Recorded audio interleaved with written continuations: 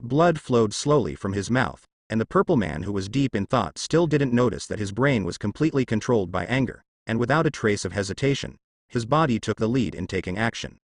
The purple man kept his movements to a minimum, took the first step carefully, avoided the cameras on the ceiling, and activated a secret switch at a corner. The wall began to move, and a door appeared in front of him. Enter the password and successfully enter. Inside were all kinds of weapons that were placed in the safe house before, and the purple man quickly selected the appropriate weapon from them. 2 automatic pistols slung around the waist, and the notorious king of the room, the big troll, shotgun. Take a dozen smoke bombs, flash bombs and shock bombs. This classic combination cannot be forgotten. As for the classic among the classics, the grenade, the purple man did not let go of the old man, and carried a whole box directly behind his back, and the importance of the safe house seemed to have been forgotten. After a while, the purple man in full armor came out from inside, and then stepped into the stairs leading to the safe house step by step. As they gradually approached, the purple man found good news. None of the defense measures in the safe house had been activated, and it seemed that it was not occupied by professionals. But the anger in Ziren's heart was even higher. A group of idiots dared to enter his safe house where he had invested millions. There was no defense on the stairs, and the purple people passed the customs smoothly. The iron door of the safe house was not completely closed, and the voice inside was clearer and clearer. A group of gang members gathered together in the house. A man with dreadlocks hugged the shoulder of the bald man, raised his glass and shouted loudly. "Brothers, tonight is my good brother's birthday party. Get up here with confidence. There is food and drink here. We can stay here for more than half a month. The outside has nothing to do with us. Tonight we will have a decisive battle. Dawn." "Thank you, boss. Happy birthday. The decisive battle is dawn. Cheers." A euro. If Ziren was on Jin Bing's side, he would definitely understand the meaning. Unfortunately, he was just a mercenary, that is, a legendary temporary worker with multiple jobs. It turned out that the planners headed by Jin Bing worried that this contribution was not enough for the sake of the overall situation, so they dispatched professionals, and the ninjas of the hand also came out in person. They tried to increase the number of participants on the stage, through a series of methods such as deceiving, threatening and intimidating, adding a different color to this carnival. However, there are policies on the top and countermeasures on the bottom. The two sides are fighting in the air, and the small forces have expressed that they can't afford to provoke or hide. So, tonight, the purple man and this group of warriors were destined to meet in the forbidden, safe house. It's just that the warriors are drinking heavily and eating meat inside the house, and the real owner, the purple man, is squatting outside, with wounds all over his body. With such a stark contrast, the purple man did not show any discomfort, because just now, he had controlled the pheromone hormones in his body to spread into the safe house. At this point, you just need to wait quietly for the passage of time, and the number of people in the house has also been confirmed. There are 22 people in total. A pair of 22. Ziren felt that the problem was not too big, checked the guns and ammunition in his hand again, and continued to wait for the best time to make a move. "Boss, there are people outside, Fox Squid." A roar broke the purple man's premeditated plan and alarmed the people in the room. Even the loud music didn't stop them from reacting. They drew their guns in an instant to complete their dispersal and were ready to shoot. Dirty Braid immediately gestured for the younger brother in the bulletproof vest to take the lead and rushed out, and at the same time shouted, "Brothers outside, maybe we can have a good talk, don't worry." During a chaotic battle, the purple man paid the price of several shots in his right leg. Relying on the shotgun and familiarity with the terrain, he completed a thrilling double kill. Knowing that the impact of the injury was underestimated after all, the purple man could not wait any longer, and immediately threw the grenades, flash bombs, and shock bombs on his body into the house. Not seeking accuracy, just to cause area damage, so as to find your own rhythm and complete the effect of delaying again. Be careful to avoid it, it's a grenade. Still, the eyes of Dreadlocks were sharp enough to see the sudden outside things clearly, and immediately reminded his younger brothers loudly. The explosion sounded, and the crowd in the house could only retreat, looking for cover, and lost the first line of defense, the iron gate. The purple man jumped up, dragged his injured leg, took the opportunity to enter the house, and shouted, "My good brothers, take up the gun in your hand, aim at the enemy around you, and shoot boldly. I will help you today, host." Due to lack of time, the purple man's control was not in place. Only some of the younger brothers responded, and before they shot, they shouted in horror, "Be careful, I can't control my hand, hide away." As he said that, He pointed the gun in his hand at the brother beside him and pulled the trigger, completely emptying the bullets in the gun before stopping. Although it is said that the control is not good, the real results of the battle are already extremely remarkable. After all, it was still a small gang with little experience. No one thought that their brothers who lived and died would shoot so easily. Blood and bullet casings splattered everywhere in the house. Suddenly, painful howls and cursing resounded throughout the safe house, and the music playing in the device seemed to be accompaniment. After bombing with grenades and brothers killing each other, more than half of the 22 people who were standing in the house were lost now, and only 10 people escaped. Among them, 3 members lost the ability to continue fighting, lying on the ground weakly. Strictly speaking, they were on the verge of death, and looked at their boss, Dreadlocks, helplessly. Zurin only felt a pity. If there were 2 or 3 more minutes, he would not need to make a move at all. It must be a duel between their brothers. But it is not too late now. The rhythm of the battle has returned to his control, and the Purple Man continued to shout, "My good brothers, continue what you desire deep in your heart, revenge." As soon as the words fell, the rest of the people raised their guns subconsciously, but they didn't aim at the Purple Man, but looked at the people around them, and looked at each other very vigilantly, not daring to get any closer. The Purple Man was extremely happy seeing this scene, and continued to utter the most sincere words to everyone, some of whom had already begun to waver gradually. After all, the Purple Man's delaying tactics have already taken effect, and most people don't have enough willpower to resist. Besides, there are bound to be frictions in getting along with each other, and the Purple people's words are to amplify the anger in their hearts. At this critical juncture, the last person, the bald man who is the protagonist of tonight's birthday party, rushed out of the kitchen and started to act under Zurin's unexpected eyes. I saw the bald-headed man stepping forward directly. Anyone with a struggling expression on his face would give him a sleeping fist, easily persuading him to sleep. He is the best therapist for insomnia patients. This key figure is Luke Cage, one of the candidates for Peter's mission target. Recently, he just escaped from an unknown laboratory and regained the freedom of life. In order to hide his true identity, he chose to return to Hell's Kitchen. And today is his 5th day back in Hell's Kitchen, and it's also his annual birthday. The night before, Dirty Braid, the son of a childhood friend and now the landlord, came to the door and said that he would take him to see the world and help him hold a birthday party by the way. Faced with the dreadlocks of multiple identities and his enthusiastic invitation, Luke followed his friends to the safe house in a daze. And after learning about the recent chaotic situation, he immediately understood the intention of his friend. It should be that his abnormal behavior the day before yesterday had attracted attention, and Dirty Braid wanted to do something big. Listening to these conversations, Luke wanted to leave directly, but considering the relationship between them, he, who entered the society early to break through, knew very well how to choose at this time. However, Luke had a hard time getting into the atmosphere of the party, so he could only put on his headphones and stay quietly by the side, drinking some wine from time to time. When he saw that the kitchen needed help, he immediately took the initiative to apply for a rotation, and said that he could do the rest of the work by himself, and let the original brothers go to the hall to play. Unexpectedly, the situation in the safe house changed suddenly. The sound of the grenade alarmed Luke. Before he could leave the kitchen, the voluntary mutual killing had already appeared. When he heard all kinds of greetings from the Purple Man again, Luke did not rush directly to the Purple Man. He clearly knew that the most important thing at this time was to suppress the internal chaos and prevent the second mutual killing from happening. This directly prompted Luke to become a therapist. The first batch of patients encountered experimental fists. One punch did not sleep, and the second punch followed closely until the patients fell asleep. With Luke's incomparably tough fist, based on Purple Man's many years of experience, he roughly guessed the root of his ability in a short while. My brain began to deviate from the right track again. Could it be that God saw that Jessica and I were not going well, and sent another good helper? Although the brain is wandering, the instinct still exists, and the subconscious immediately acts in the way. The pistol emptied its magazine in an instant, and the grenade was thrown forward desperately as if it didn't cost money, realizing its original value in the safe house. At this moment, Zurin had to admit that the construction team he was looking for was quite reliable, and his hard work in selecting people was not wasted.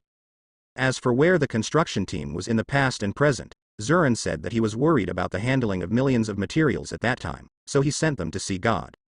Faced with this situation, Luke can only quickly take up the second position, turning into a human body transporter, with one hand and one person, and complete the transfer of all the wounded with the dreadlocks. In order to guard against the Purple Man's speech control, Everyone gradually distanced themselves from each other and moved to the deepest part of the safe house. But as time went by, Luke found that the number of people suspected of being controlled was gradually increasing, and he knew that it could not be delayed any longer. Closing his eyes and rushing forward, ignoring the bullets and grenades, he wanted to get rid of the strangely dressed man in front of him as soon as possible. Less than 1 meter away from Luke, the purple man showed a triumphant smile, and a seductive voice sounded in his ear. "Come on. From now on, we will be a combination that will be together regardless of life and death, and we will run rampant in this country." As soon as the words fell, Luke's running figure gradually slowed down and remained motionless. The changes in facial expressions were all shown in the purple man's eyes, and he gave an evaluation. This is a useless will to resist. The people with dreadlocks behind them were even more terrified, and their faces turned pale. If Luke is controlled, it means that they will also bid farewell to the world, and they will be completely cold. Just as the purple man was thinking about how to deal with this group of so-called warriors, a spoiler appeared, and this person was Peter, who had followed him just now. When I saw a familiar color from the corner of my eye, it was blue. The purple man knew that the most unlikely thing had happened, but he didn't have time to think about it. He immediately flipped his body to the right and successfully avoided the blow. But strands of spider silk passed by, wrapping around Luke, who was struggling in front of him, and this familiar scene was repeated. At this moment, Zurin could feel the aura of the approaching god of death infinitely, and his whole mentality was jumping back and forth between collapse and not collapse. After taking a deep breath, the brain quickly clarified the goal. It was necessary to prevent Peter from entering the house, cut off the damn spider thread, and avoid the combination of the two. The big nozzle in his hand was turned on, a series of flames flashed, and part of the spider silk fell as expected. The purple man then mixed the classic combination of smoke bombs and grenades, and threw the box out of the house. Explosions, smoke and flashes appeared in sequence. On the other side, after receiving the support from spider silk, Luke also saw the panicked performance of the purple man, and he knew very well the reason why the opportunity should not be missed.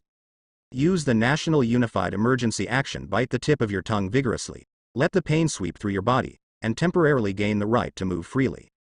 Then he grabbed the purple man, hugged him tightly in his arms with all his strength, and ran towards the center of the grenade explosion. Peter, who was rushing over, also saw Luke's countermeasures, accelerated to meet the impact of the explosion, and swept out a large amount of blue flame spider silk, providing certain healing for Luke, who was carrying the explosion physically. The purple man's dying counterattack was also extremely ferocious. His mouth, head, hands and feet attacked frequently, and any part of his body became a murderous weapon. But under Luke's wholehearted defense and his invulnerable body, in the end all this turned into a useless struggle. In the explosion that filled the sky, Zurin's body, which had already been hit hard, lacked the high-speed self-healing ability, and this time it couldn't stand it anymore. In the raging fire, the purple man entered the moment before death knocked on the door. He recalled many things, the most is the whole process of this plan. Originally thought that this action was a destiny bestowed by God, but unfortunately he seemed to have mistaken the goal and direction. In fact, he was not like this in the past. In the past, he knew one thing very well. Accidents are everywhere. Whether he can arrive on time tomorrow is a matter of probability. Therefore, until the plan is completely successful, he will remain vigilant, which is the principle he has adhered to for so many years. At this time, he seemed to have realized that in this operation, he would voluntarily give up this principle, and suddenly he felt endless regret. Purple Man, a well-known accuser in the underground world, a man who troubled Jessica in the first half of her life. At this moment, in Luke's arms, in the echo of raging fire and explosions in the sky, he officially announced to the world that he was offline. Although Peter did not have the fate to witness this scene with his own eyes, as the most caring system, he notified the news of the completion of the task very punctually. This also symbolizes the failure of the goal of personally delivering gifts for the old man Satan, but Peter believes that a man does not need to care about this complicated issue of etiquette, as long as he wants it. He believes that the old man Satan will understand, and if he does not understand, let the old man learn to think about Dafa in another way, so that he can gain more believers in the future. After all, today's society is changing rapidly, and it will change if you don't pay attention to it. If you don't have any professional skills, you won't last long. In the end, Peter said that no special thanks are needed, as the so-called half-day believers are also believers, and it is what every believer should do to make his own faith last for a long time. In this regard, Satan just wanted to roar, "You are teaching me how to do things, you wait." Well, the showdown, thanks to the arrival of the good news, has turned Peter into a lover of pragmatism. In the future, please call him Peter Parker, a pragmatist. In the future, there will be stars and seas waiting for him. While entertaining himself, Peter also knew that the most important thing in front of him was to seize every minute and every second, move the countless stones on the top of his head, and leave under the ruins. The reason why the 3-story building turned into ruins is also due to the grenade thrown by the Purple Man. No one intercepted, the grenade was fully bloomed, and the upper floor was not to be outdone, showing a different style. Announcing the phenomenon of collapse one step ahead, I can't wait to complete a passionate hug with Mother Earth. No one was given the opportunity to react in advance. With lightning speed, it split into stones of different sizes, which were connected to the steel bars and fell together. At that time, Peter was on his way to support, and he also greeted him fearlessly. Therefore, no one survived this counterattack from the building, and they were all buried alive near the safe house on the first floor. Perhaps this was also expected by the Purple Man, trying to create a big chaos and realize the big plan of escape again. It's just that Luke was superior. He sensed the critical moment from the crisis, and went forward recklessly, using his own ability to forcibly hold the finale of the death of a Purple Man. Under the ruins, Peter quickly analyzed the structural layout in front of him, and waved his fists to ensure that a second large-scale collapse would not occur. Crush these concrete slabs with steel bars one by one to clear a path to the colorful world outside. After punching hundreds of times, Peter finally climbed out from the first floor of the basement. Looking around, the outside environment is a bit unimaginable. A whole box of grenades exploded at the same time. The power was really extraordinary. A mess might be the best adjective. Even the air was full of the aftertaste of burning after the explosion. It is worth mentioning that the nearby buildings are all uninhabited empty buildings, and there have been no casualties of unrelated personnel. However, the house itself was affected to a certain extent. There were large-scale cracks in many places, and the water pipes burst, and the running water gushed out like a fountain. The most serious thing is the building on the right, which has been greatly skewed and successfully promoted to a dangerous building. If the maintenance is not handled in time, it is estimated that the haunted house will be the promotion template for the next stage of this building, and it may even be promoted multiple times, becoming a popular tourist check in holy place. Just as Peter was planning the commercial value of the dilapidated building, a hoarse voice sounded beside him, a request.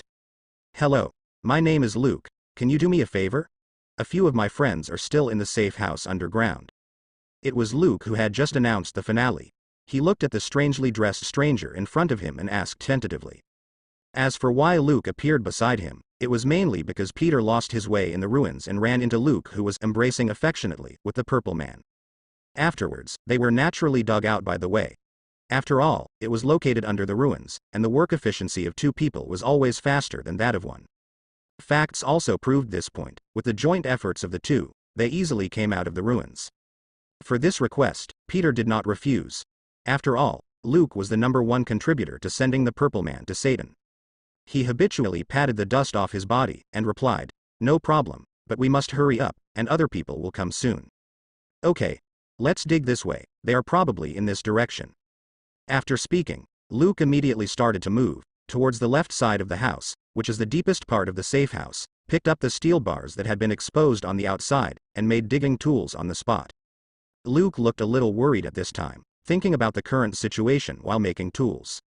On the side of the friend with dreadlocks, although the intention this time is not pure, the friendship between each other and the kindness of the landlord is not false. Therefore, within the scope of his ability, he thinks that he can lend a helping hand to his friend's dreadlocks. More attention was paid to the sudden appearance of the good-hearted man, and Luke felt that it was a dangerous attack. The main reason was that the timing of the 2 meeting was too opportune. This made Luke, who had just been freed, have to be suspicious, suspecting that this was a trap, someone sent by the laboratory. Peter, on the other hand, never thought that there would be such a big drama about to be staged. One of the protagonists was actually himself, and now he was addicted to the charm of moving bricks. In fact, the reason for such a coincidence is that there was a small accident in the pursuit of the Purple Man. Peter was too concentrated on the figures in front of him, causing him to inadvertently break into the resting point of the ninjas. More than a dozen ninjas have appeared in the perception, and there is even worse news. Almost everyone in this group of ninjas has a camera and is reporting the situation to their superiors. Such a situation is like a pack of wolves suddenly came in with a husky. At first he was giggling, but finally found that the husky turned out to be himself, a living proof of the classic case of the clown turned out to be himself. Fortunately, the ninjas quickly left one by one to perform related tasks, and Peter also seized the opportunity to escape from it. At the same time, there was a faint sound of gunfire from the three-story house in the distance, which made him quickly find the way forward and run as fast as possible. When approaching the safe house, the first scene Peter saw was Luke struggling, subconsciously launching spider webs. It was only to weaken the combat power possessed by the Purple Man and avoid the mistakes made in the first round again. After that, he just let nature take its course and acted closely with the rhythm of the battle. So in general, this is indeed an accident, just too coincidental. Under Luke's suspicious gaze, Peter was moving bricks diligently, having a great time. Quickly launch the spider silk, wrap around the large wall, perfectly use the principle of leverage and other physical knowledge, and gradually clear the surrounding stones. Seeing Peter's hard work, Luke also gave up the guessing in his heart, saved people first, and dug with homemade tools. Under the combination of two wizards moving bricks, within 5 minutes, the stones on the left side of the house were cleared to the other side, and a slightly rough road appeared. Luke rushed down, and found that the situation was not as good as he had imagined. Instead, he suffered heavy losses, and a thought-provoking scene appeared. When Luke ran towards the Purple Man, there were still 9 people alive, and now only the slightly injured trio sat quietly in a small corner, Dirty Braid and 2 younger brothers. When seeing Luke's appearance, everyone's face went from despair to ecstasy, shouting for help, and telling each other what happened after Luke left. In their narration, the 3 people who were already seriously injured were not among them. It is estimated that they did not escape the series of calls from the god of death and responded to Satan's call first. Later, due to the narrow terrain, a more sad thing happened. The 3 brothers were hit head-on by the sudden ceiling, and finally passed away unfortunately. Of course, in Luke's eyes, the description of these details is all one word full of loopholes. It is a cover-up produced in a hurry. I also saw the repulsive expressions on their faces that were desperately hidden, as well as a few traces of murderous intent that flashed from time to time. Luke knew that during the few moments of the explosion, many unknown things should have happened in the safe house, but he didn't say anything. After all, rescuing them from the ruins is already worthy of the friendship between Luke and them. There is no need to tell them the truth about life. As the saying goes, people who understand will naturally learn to understand. The 3 people with dirty braids also noticed the change in the atmosphere of the scene, and the narration gradually stopped, and with the help of Luke, they embarked on the road to the outside world. At the same time, Peter, who was watching the wind from a high place, discovered an unexpected situation. He saw the black and red figures appearing in the distance. These were the people he had mentioned before the ninjas of the hand. Peter was not surprised by their appearance. After all, this place is their home field tonight. With such a large-scale explosion nearby, it will only be a matter of time before they come to check the scene of the incident. He turned around and let out the spider silk to make it easier for Luke under the ruins to contribute, and shouted in a low voice, "Luke, you have to hurry up, the enemy is about to arrive." Luke's first reaction when he saw the spider's silk coming down was to turn around and refuse. He thought that this good-hearted man finally couldn't hold back and wanted to do something. But when he heard the information behind him, he was stupefied for a short time, and then he immediately grabbed the spider's thread, speeded up, and dragged the trio with dreadlocks out of the ruins. Under Peter's guidance, Luke also discovered the ninjas coming from a distance. At first glance, they all looked fierce. Intuition told him that this encounter must be a fight, or a life and death level. Looking back at the slightly injured trio with dreadlocks, a thoughtful look flashed across their faces. What Peter saw was that Luke was a little embarrassed. Considering that Mindy hadn't sent a message to report his safety, he probably hadn't contacted Big Daddy yet. Therefore, in this war of cops and robbers involving a group of ninjas, as far as Big Daddy's safety is concerned, he still cannot leave immediately. Moreover, judging from the life and death struggle between Luke and the Purple Man just now, it is enough to fully prove that Luke is definitely a qualified protection machine, and it is a perfect combination with Big Daddy tonight. He took the initiative to step forward and suggested, "Why don't you and I step forward to distract these ninjas and give them time to retreat?" At this moment, many miscellaneous thoughts flashed in Luke's heart, and his brain was in chaos, which was too big for the previous judgment. Finally, he nodded heavily, and the hoarse voice sounded again. "Okay, thank you for your help. Turn around and explain clearly to the trio," and Dirty Braid and the others are also very aware of the situation at this time, listening carefully to every word Luke said. During this short period of time, Peter found a broken windbreaker with a hood from the ruins beside him. After being mended with spider silk, he could barely contribute its value to the world again. He was planning to give the windbreaker to Luke to cover up his true face. The hand's reconnaissance ability has never been underestimated. It must be blocked from all aspects, leaving no clues to follow. Facing the windbreaker, Luke immediately understood its purpose, with an extremely calm expression, and put it on casually. But there was another turmoil in his heart. All kinds of thoughts were circling, and his previous doubts became more and more entangled and contradictory. A group of ninjas are gradually approaching the ruins. This time the painting style is relatively normal, holding extremely sharp steel knives in their hands. Under the moonlight, they marched in groups, and every expressionless face could be seen clearly, which made people fearful. Standing on a high place, Peter observed the number of them, and counted silently in his heart. This number is a bit exaggerated. There are more than 60 or 70 people in sight. Watching this group of ninjas parkour-like advance from the building, the first feeling is to pull this group of ninjas to be a group performer. It is estimated that the scene of jumping off a building is very profitable. It is no longer a dream to earn $1 million a month. As for the ninjas' food, salary, etc., Peter said that they are already immortal, so don't always think about trivial money, but focus on the stars and the sea to create more value for human beings. A euro at this time, the ninja was close to 100 meters away. Peter turned his head to check the situation and found that the trio hadn't gone far. Peter immediately changed his original plan and decided to act first, knowing that combat is to use the advantages brought by the surrounding environment reasonably. At present, the ruins beside him are the most natural home field, and countless offensive weapons can be seen everywhere. Strands of moving artifacts spider silks were swept out, stuck to large concrete slabs with steel bars, and the centripetal force formula came back out of the rivers and lakes. Luke also followed closely, straddled his horse, grasped the weapon beside him with both hands, exerted force from his waist to reproduce his strength, announced the takeoff, and gave the ninjas a small gift for the first time they met. In the hands of the two, the weapons that can be seen everywhere were immediately upgraded, like cannonballs, rushing towards the ninja, creating a scene of cannonballs covering the battlefield. The ninja, who regards life as nothing, planned to use the steel knife in his hand to slash at first, but later found that it was not cost-effective, and quickly took countermeasures to avoid it. The distance of more than 100 meters, under the interference of Peter and Luke, a group of ninjas took nearly 5 minutes. At a distance of more than 100 meters, 1/3 of the ninjas were completely beaten to ashes, and it was rare to enjoy the treatment of returning home for free. But the rest of the ninjas still kept the same expression without any changes, and their actions were unified and orderly. After evading, they quickly formed a team and moved forward. Here I have to praise the foresight of the hand, which erased the emotional system owned by the ninjas in advance. If the original emotions were still maintained at this time, the ninjas probably roared directly. "We may not be human anymore, but you two are real dogs." The ninja has come 20 meters in front of him, and the situation seems to be on the verge of breaking out, and a battle of swords is indispensable. But Peter has a different idea. He said that things like fighting rhythm are suitable for him, and he refused to bundle sales with ninjas. First, I went back to confirm the situation again. This time, the trio with dreadlocks finally ran far away, so they immediately gestured to Luke, indicating that they were ready for the kite-flying tactic. For this group of mad dog-like ninjas, Peter has always held the attitude that they can fight, but it is really unnecessary.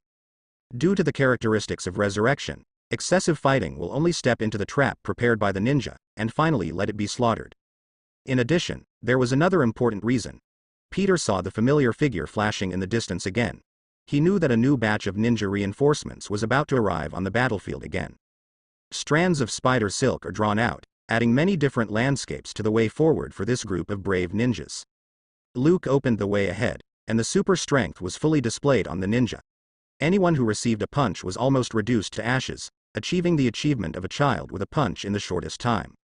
In terms of ability, maybe Luke is born to restrain the ninjas of the hand, and in a short period of time, he can complete 7 in and 7 out operations among ninjas.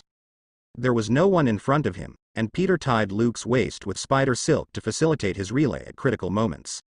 The two set off immediately, using the terrain to play a small game with the ninja behind them, a very pleasant, flying a kite. On the way, Peter was thankful that he had eaten enough food today, and the amount of spider silk sent out tonight made him feel for the first time that his body was about to reach the upper limit, and a signal of weakness was about to come. A euro time goes back an hour. the other side of Hell's Kitchen, the central area. Tonight, this area is more vibrant than before, and it is no longer a dead atmosphere. As time went by, all kinds of vehicles drove into a factory one after another, among which there were various limited edition luxury cars. The inside of the factory is even more heavily guarded, fully achieving the security level of 3 steps, 1 post, and 5 steps, 1 sentry. There is also a group of dedicated soldiers who are ready to die behind the scenes. The basic standard configuration after getting off the car is that dozens of bodyguards are guarding the side, and they enter the warehouse under their escort. The interior is another world. The first thing that catches the eye is the brilliant lights and a large round table in the center. Everyone who came in was extremely enthusiastic about the position on the round table. Their eyes were full of desire and greed, and they knew very well what sitting at the round table represented. And the reason why they went to the appointment tonight was precisely to get the opportunity to be able to serve the table in the future. Otherwise no one would want to come, even if this is a 3-way place like Hell's Kitchen. Everyone found a good place to sit down and waited patiently for the opening of the meeting. If Frank and Big Daddy were on the side, they would find that all the relevant forces involved in the drug field in this city were represented. The gathering of forces, large and small, also represents the start of this feast of dividing interests. At first glance, it was a proper top-level cocktail party, and the people present were all kinds of bigwigs. Several of them are frequently reported in the news, making headlines in the name of famous philanthropists. A sinner whose hands are filled with the blood of innocent people appears on social media, but is packaged as a good person who has saved countless lives. This may be another huge joke. The bosses gathered around the round table and chatted about the wind and water, rolled out the white gloves they brought, and let them start to warm up. As the atmosphere changed, more and more forces joined in, and the scene gradually became lively. Every representative of a force was fighting for every bit of his own interests. Seeing the beginning of this feast, Mrs. Gao, Jin Bing and the others looked at each other and smiled. The situation was progressing according to the plan. They seemed to see the next changes and the beauty of tomorrow. Just when they thought everything would go smoothly, an accident happened, and suddenly they felt a shadow covering them. The younger brothers outside rushed in and reported to their respective bosses that there was a huge explosion coming from a distance. There was no mistake, it was the grenade explosion made by Zurin himself. This was an explosion that was beyond everyone's expectations, and it was even more unexpected by the planners such as Jin Bing and Mrs. Gao. Originally, the essence of their alliance was to obtain more benefits, and all actions would be based on interests as the initial standard. When they got this news, their first reactions were highly consistent. They were all suspicious of the other party, and someone was playing tricks on them, trying to swallow the fruits of victory for themselves. And the representatives of many forces who were lured over also sensed that something was wrong, panicked, and decided to leave one after another. At this critical moment, Mrs. Gao from the Han Society stood up and spoke the most meaningful words in the calmest voice. After leaving this time, the future market will no longer have half a dime relationship with you, and in order to ensure safety, those who leave need to go to the safe house to wait for the end of the meeting. There was no trace of excitement in this passage, but it calmed down a group of power representatives who wanted to leave. Sitting in the chair is motionless, looking at the people around each other, hoping that there will be an early bird to contribute to everyone, and everyone will always remember it in their hearts. It's a pity that I haven't waited for a long time for a warrior who rescued people from the water and fire to show up, and they all cast contemptuous glances at each other, expressing a similar character essay in their gazes. Didn't you say you were going to leave? Didn't you say that you would kill whoever blocks you? Hurry up, you coward. But in the end, everyone didn't have much regret, and it was barely within their expectations. After all, everyone is a sensible person. Who doesn't know that this old woman is cruel, and who knows what will happen to the so-called safe house? After that, it was time for the younger brothers to show their abilities and break their legs, desperately went to the scene to check the situation, and checked the feasibility of their own backhands again. This is also an important reason why groups of ninjas rushed to the scene like crazy, and Peter's timely kite flying was just right and very correct. If they were a few steps late, it is estimated that by then it would not be just a group of ninjas, and it would be powerless to face a concerted effort of black and white. At the same time, the police waiting on the side also detected the explosion.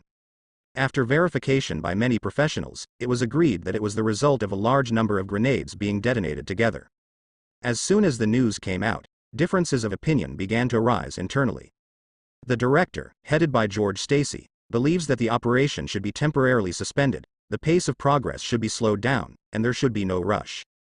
And because the action plan has too many uncertain factors, it voted against it at first, but now the unexpected appearance makes them more sure of the decision they made before.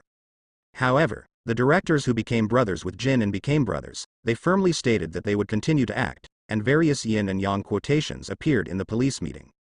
Taking the opportunity not to be missed in the promotion and salary increase as the starting point of the debate, it gained the support of a large number of neutral people in the meeting and gained the upper hand. But they themselves are also very clear that this is just a false situation, and it won't last long, so they quickly contacted Jin and secretly, urging the arrival of his intelligence. When Jin Bing received a text message from his brother, he also understood that this moment has come to a critical moment, and whether he can cultivate results that symbolize victory depends on the choice at this moment. Quickly let the text messages circulate among the planners, and 3 minutes later, the think tank staff in front of the computer quickly gave a series of relevant data to provide reference for the boss and let him make a choice. As for the situation of submitting suggestions, this is another story from a long time ago. At that time, there was a silly genius, and then there was no such thing. Maybe a tree and a group of fish remembered his dedication. In order to avoid magnification of losses, Jin quickly started the voting session, and in the end, he chose to act first. This made Mrs. Gao feel amused and annoyed at Jin Bin, who suggested the proposer. Everyone is the same kind of person, and they have always had a possessive desire for benefits. But he came up with this kind of boring temptation again. This is to confuse which old fox is willing to cooperate with the performance. Sure enough, when Mrs. Gao looked around, the expressions of several planners nearby began to change. Each of them was possessed by a movie king, and their acting skills were always online. Mrs. Gao sees through and doesn't tell the truth, but she feels more and more uncomfortable with Jin Bing, a current partner, and it is difficult to control. With this thought in mind, it may be necessary to find a candidate for the next partner, otherwise the handover may cause some minor troubles. After Jin Bin saw the voting results, he immediately asked his subordinates to send information to his brothers, giving them the confidence to continue their operations. And with the help of Mrs. Gao's previous power of gentle persuasion, she talked about the most time-delaying topic for the representatives of the forces present. Please believe in the resolution of this meeting. Everyone knows how much you have lost this week. There is no need for us to continue like this. A euro in Jinhe, he discussed with the representatives about the relationship between dreams, ideals and the future, commonly known as drawing a big pie. In the police meeting, the chief brother immediately reported to his superiors after getting the information. Said, "Our informant sent news that this is a topographic map of their factory and a map of the distribution of security forces." While waiting, several bureau chiefs smiled at each other and forced themselves to hold back, but the excitement in their hearts cannot be hidden, but it is impossible to prove what the excitement contained in it is. Looking at the various icons on this map, the top decision-maker of the police pondered for a long time under the eyes of everyone, waved his hand, and made the final choice continue to implement the original plan. At the same time, Jin Bin and other planners also immediately activated the nails buried in the police by their own forces, and through them revealed more different information to the police. Of course, the most important point is to guard against the sinister intentions of the travelers around you, and avoid bringing the police to your own area. Under the mutual supervision of each other, the police passed smoothly along the way and used their forces where they should go. At the same time, under the guidance of the map and intelligence, many suspects were successfully captured, many guns were handed over, and several kilograms of related drugs were delivered before reaching the destination. For the police officers, this undoubtedly means that a promotion and a salary increase are within reach, and a bright tomorrow is about to be announced, and morale is suddenly boosted.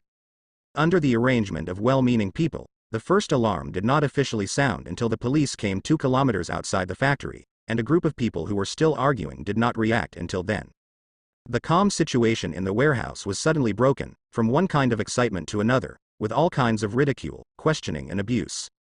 Local languages a euro emerge in endlessly, and every sentence is full of the most sincere greetings to others. The chaos of war is the truest portrayal of this scene.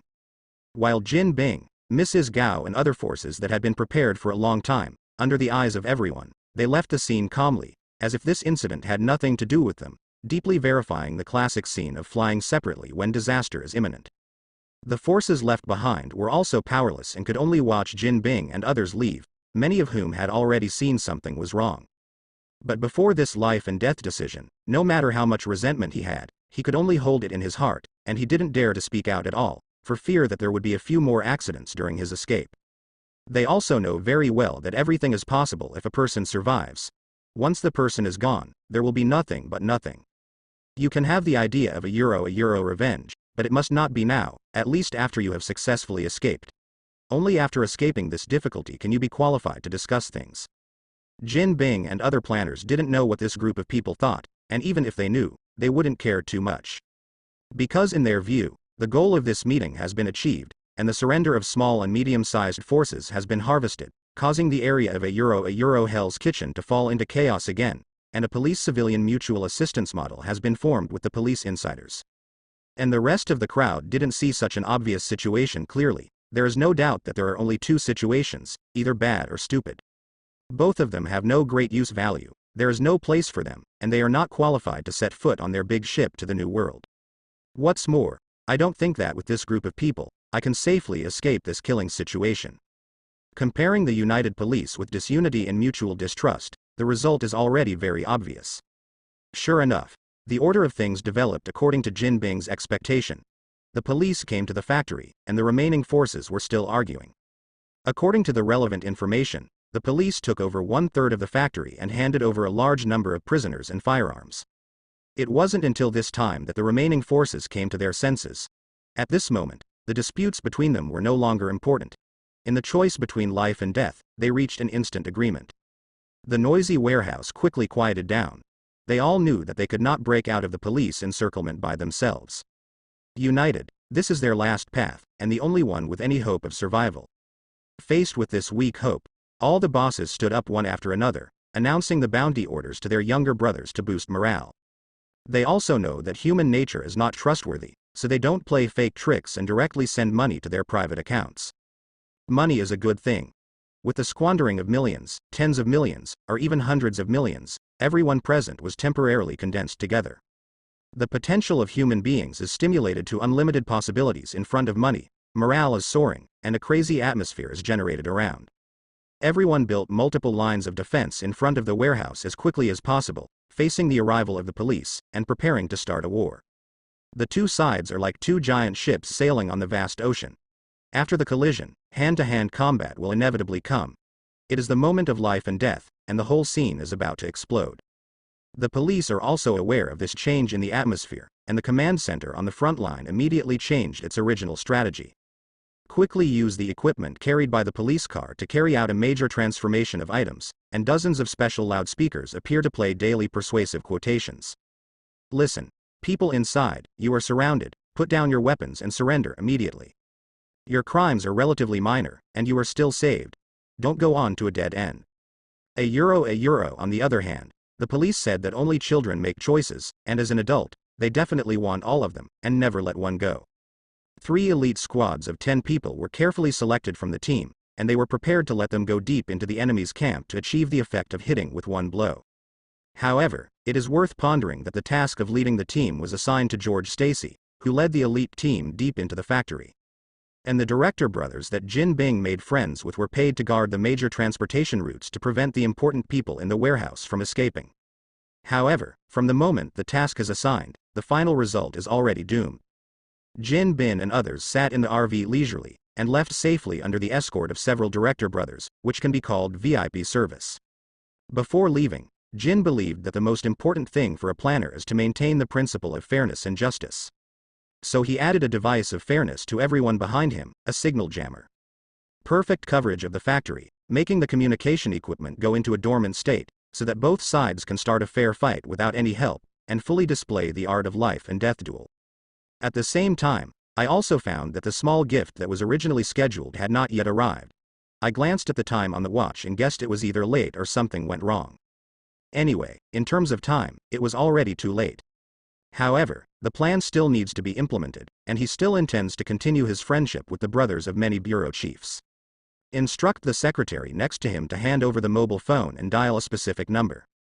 There is a task that requires you to take action. You stay here temporarily.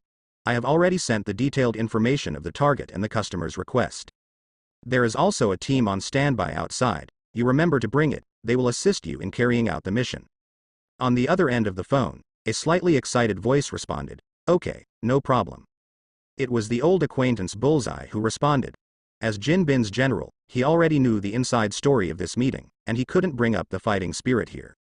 Before receiving the call, Bullseye was lying on the sofa bored in every possible way, looking at the starry sky outside the window to empty his mind and let his mind fly freely. When this task comes, the whole person is immediately refreshed, and fun is coming to him. This is Bullseye's first thought. Quickly got up from the sofa, stopped the random playing cards in his hand, picked up the windbreaker and walked out of the house to join the team. At the same time, he turned on his mobile phone to check the target's information. He always thought that looking for fun is fun, and you should be serious about the task. This is an action related to life.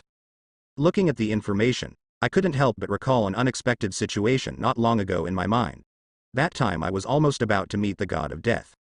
He stopped suddenly and muttered to himself, "Why do I think of this? What does this intuition symbolize? Could it be that? No way." Outside the house, a team of 10 people stood aside in full armor, quietly waiting for the leader, this time a Euro, Bullseye. Everyone found out that Bullseye was stopping and going.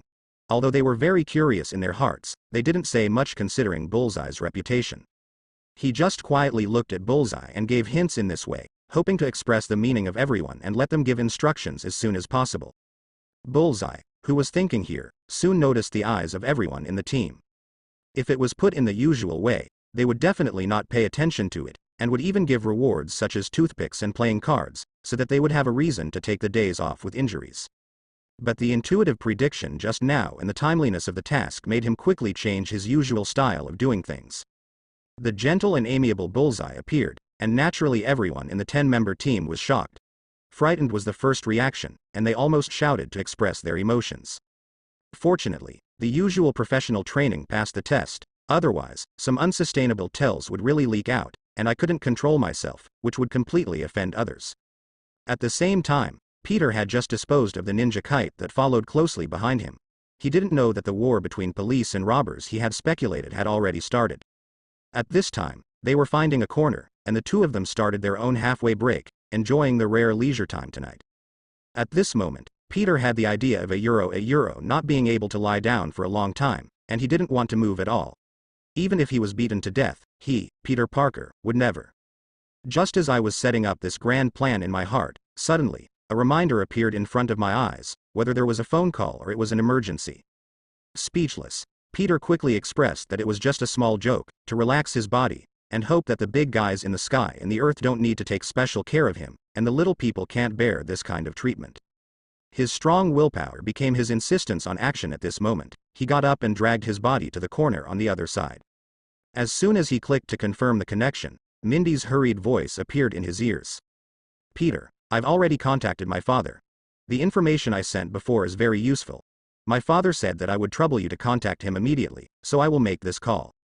Before Peter could answer a word, the phone was disconnected very cleanly. Look at the sky. Makia a Euro, but he also guessed what Mindy was doing, because the gusts of wind, processed by the system with ulterior motives, clearly lingered in his ears. It seems that he still refuses to admit defeat and is rushing crazily. As the original creator of this result, Peter thought carefully, turning around various methods in his mind several times. It can only be a text message to pay attention to safety and drive carefully. I hope Mindy will stop thinking about it. There is no sarcasm in this sentence. After a while, the phone number arrived, followed by a series of angry emoticons and many questions. Seeing these explosive text message questions, Peter quickly entered a fighting state, expressing that he must concentrate on it, and dialed the phone number in front of him. The music started. 3 seconds later, Peter asked in a low voice, "Uncle Damon, I'm Peter. What's the situation with you? I'm in the center of Hell's Kitchen, following George Stacy. I need your support, and I saw a familiar figure and weapon. A Euro, it's toothpicks and playing cards, and the bullseye is coming this way." A Euro, listening to the sound of clicking and clicking, Peter knew that there should be a signal jammer around Big Daddy, so he quickly checked the address and asked the map to show the nearest route. At the same time, he returned to his original position and said, "Luke, one of my elders is in trouble. Can I trouble you to help this time?"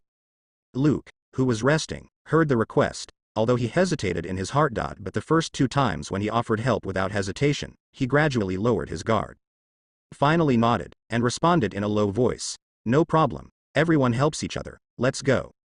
Luke's affirmative answer made Peter heave a sigh of relief. After all, protecting this job requires a lot of experience, and he is far from professional enough.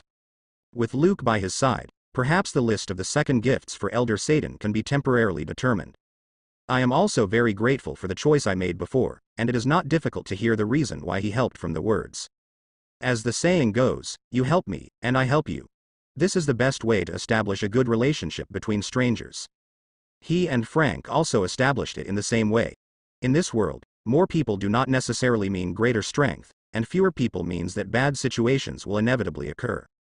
Unless it is the level of the father of the world, it is obviously easy to see, but it is a pity that he is not this kind of existence. He can only gather together honestly to keep warm. Once again aiming at Luke's waist to send out the spiderweb, grabbing Luke's arm with one hand, Peter threw the spiderweb to the upstairs balcony, and leapt forward with all his strength. The swing-style advance was successfully completed, and the support duo announced their official takeoff at this moment. Under the guidance of the map, cross the streets and alleys, and climb over various distinctive roofs. As he progressed, he became more and more sure of this vague address. There were waves of familiar movements ahead. This was the sound Peter had heard the most before falling asleep in the past month, the collision of bullets with the ground. Peter sped up the spider silk, and after jumping several times, there was a reminder that the destination was about to arrive in his ears, and a factory in full swing appeared in his eyes. Everyone is fully devoted, and has become an existence that sees all directions and listens to all directions, and the principle of the host's hospitality should be as enthusiastic as fire. No, when the two of them first came to the factory, they were arranged clearly by the host. I'm afraid I didn't take good care of it, so I offered several classic packages in the first time: bullets, grenades and RPG. It also displayed the country's most classic specialty products for the guests, and shouted out the long-lasting series of slogans of "Free Gun Battle, Happy Every Day." Faced with such a rich set meal, although it is said that it can be eaten unscathed. But considering that this is just an after-dinner snack, there are other more delicious, big meals to follow. Peter could only reluctantly show his rejection of the host's kindness, forget it this time, and enjoy it next time. Find a high-rise building and observe the current battle situation. Since the call shows that no one is answering, finding the Big Daddy has become Peter's top priority. The two sides fought extremely fiercely. You come to me. Every minute passed, there was a pile of bullet casings on the ground, and blood and limbs spilled all over the place. Grenade is already the basic configuration, and it is thrown all over the sky. Even urban heavyweight weapons such as RPG frequently appear in duels. But Peter also found that the current situation seems to be stalemate, but in fact this is just the last madness of the forces in the factory. Peter is familiar with the atmosphere of this scene, and it should be forcibly boosted by money. The benefit is naturally the crazy output at the moment. However, as time goes by, the bad will gradually gain the upper hand. Once the combatants realize that money is not equal to life, the speed of its collapse is absolutely amazing. Therefore, the police will be the final winner of this duel, as long as they persist for a while. At the same time, Peter also found a group of anti-sky existences on the front line, people who eat melons. Its main members come from the surrounding residents, and the roofs of nearby buildings are their gathering places. It is all kinds of cameras and pictures, even the flashlight is not turned off, and the lights of the press conference are abruptly created with the help of mobile phones. The most dazzling group in the scene has deserved its name, and even the police have to consciously give way in front of them. At first, I still felt a little curious, but when I thought about where this place was, I didn't have the slightest doubt. Because this is Hell's Kitchen, the shadow of the most prosperous area in the city, it is an area to compete with the simple and honest Gotham City. The content of the competition is of course a security issue, but it's not about who is better, but who is worse. The previous fights between the two sides were fights between dragons and tigers, and those few battles could be called a series of battles between gods and gods. All the people on the list are giants with unique skills and overwhelming power for a while.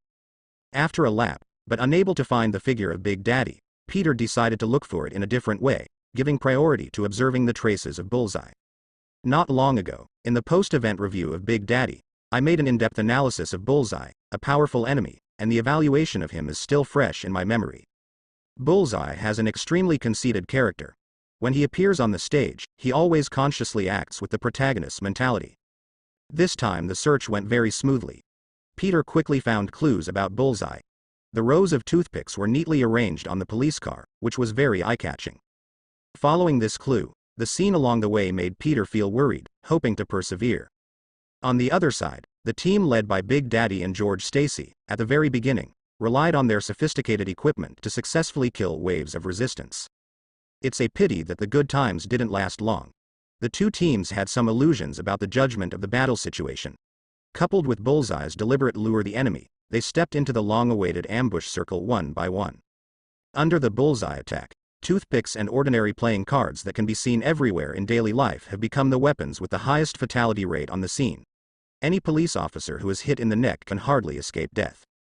Due to the existence of the Bullseye, even though the police officers had an advantage in numbers, they still suffered heavy casualties. The Big Daddy who arrived later saw this unique weapon, and immediately asked George to lead the retreat, and send out a signal flare to request support from the command center. After talking on the phone with Mindy, Big Daddy got in touch with Peter immediately, and under the interference of the signal jammer, he struggled to send out the address. Afterwards, Big Daddy also joined the rescue team, helping the wounded on the ground to retreat to the rear.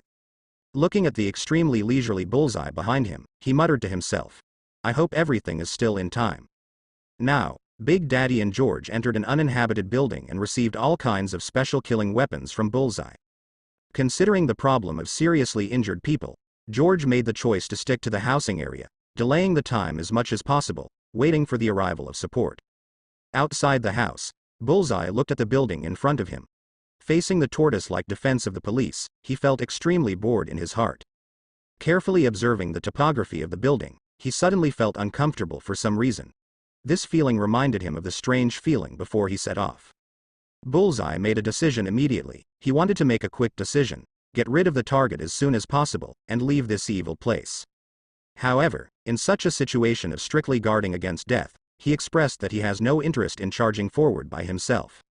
As the leader who has just completed a perfect pursuit battle, he has achieved an excellent record of 1 for 5. He thinks that his ability to lead the team is acceptable, and he clearly understands the ability of every cannon fodder team member. In this round of building battle, the best candidates are the 7 people beside them, and the credit for this is none other than them. Make gestures to the players behind you and give instructions to get them ready to attack. Bullseye's strategy is very simple, that is, let the team take a step ahead to attract enough firepower, and he will follow closely behind, seize this opportunity, and output as much as possible from the rear. Inside the house, George and 2 slightly injured people acted as medical personnel to treat the wounds of the injured people, so that the seriously injured people had more possibilities to survive. After a short operation, the state of the seriously injured person was finally temporarily maintained, allowing him to have the opportunity to participate in the plan to be rescued.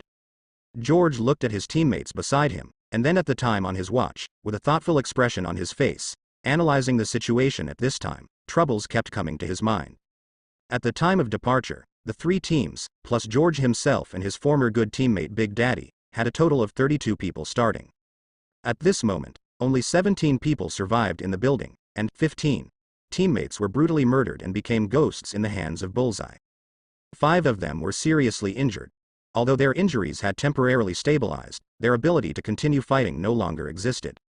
The remaining 12 people also had more than a dozen wounds, large and small. This was a very difficult moment. The Big Daddy, who took on the task of guarding, took out all the grenades, and set up a series of grenade traps at the door and other necessary places to create some points for the next arrival of Bullseye and his party. However, Big Daddy also knows that this is just an auxiliary function, and for people like Bullseye, they still have to rely on live ammunition. I also hope that during that phone call, Peter heard the address clearly and could arrive in time. As soon as the grenade was set up, Big Daddy noticed the situation. He ran back immediately, took out the communication device from his waist, and shouted loudly, "Everyone, please pay attention, get ready, the other party is about to attack." As soon as the words fell, everyone moved and concentrated in an instant. As the captain, George stood up and shouted, "Everyone, stand in your respective positions, we will definitely be able to go back tonight." As the grenade at the door was triggered, a gust of air appeared carrying dust all over the sky, and this decisive battle of life and death officially started. The group of 7 rushed to the forefront. They all knew the arrangement of Bullseye very well from the bottom of their hearts, but none of them objected.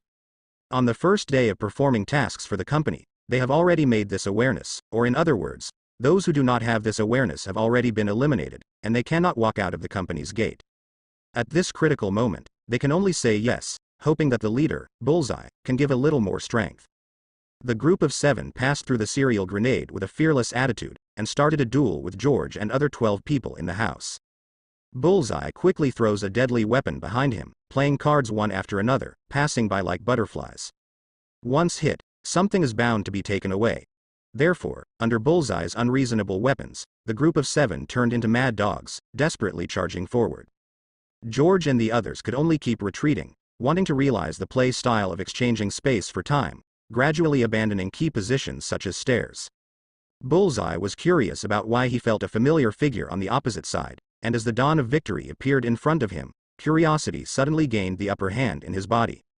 While continuing to attack, continuously change positions. When he saw the person as a whole, he finally understood where the sense of familiarity came from. It was the person he met last week, that is to say. The brain is still remembering, but the body is subconsciously looking for a corner to hide, and then carefully observes the surroundings. Finding that the damn Langtuching and his suspected colleagues did not show up, Panasonic breathed a sigh of relief, and his tense body slowly returned to calm. At this time, Bullseye was also aware of his behavior just now, and 2 people who didn't exist at all let him do such a thing.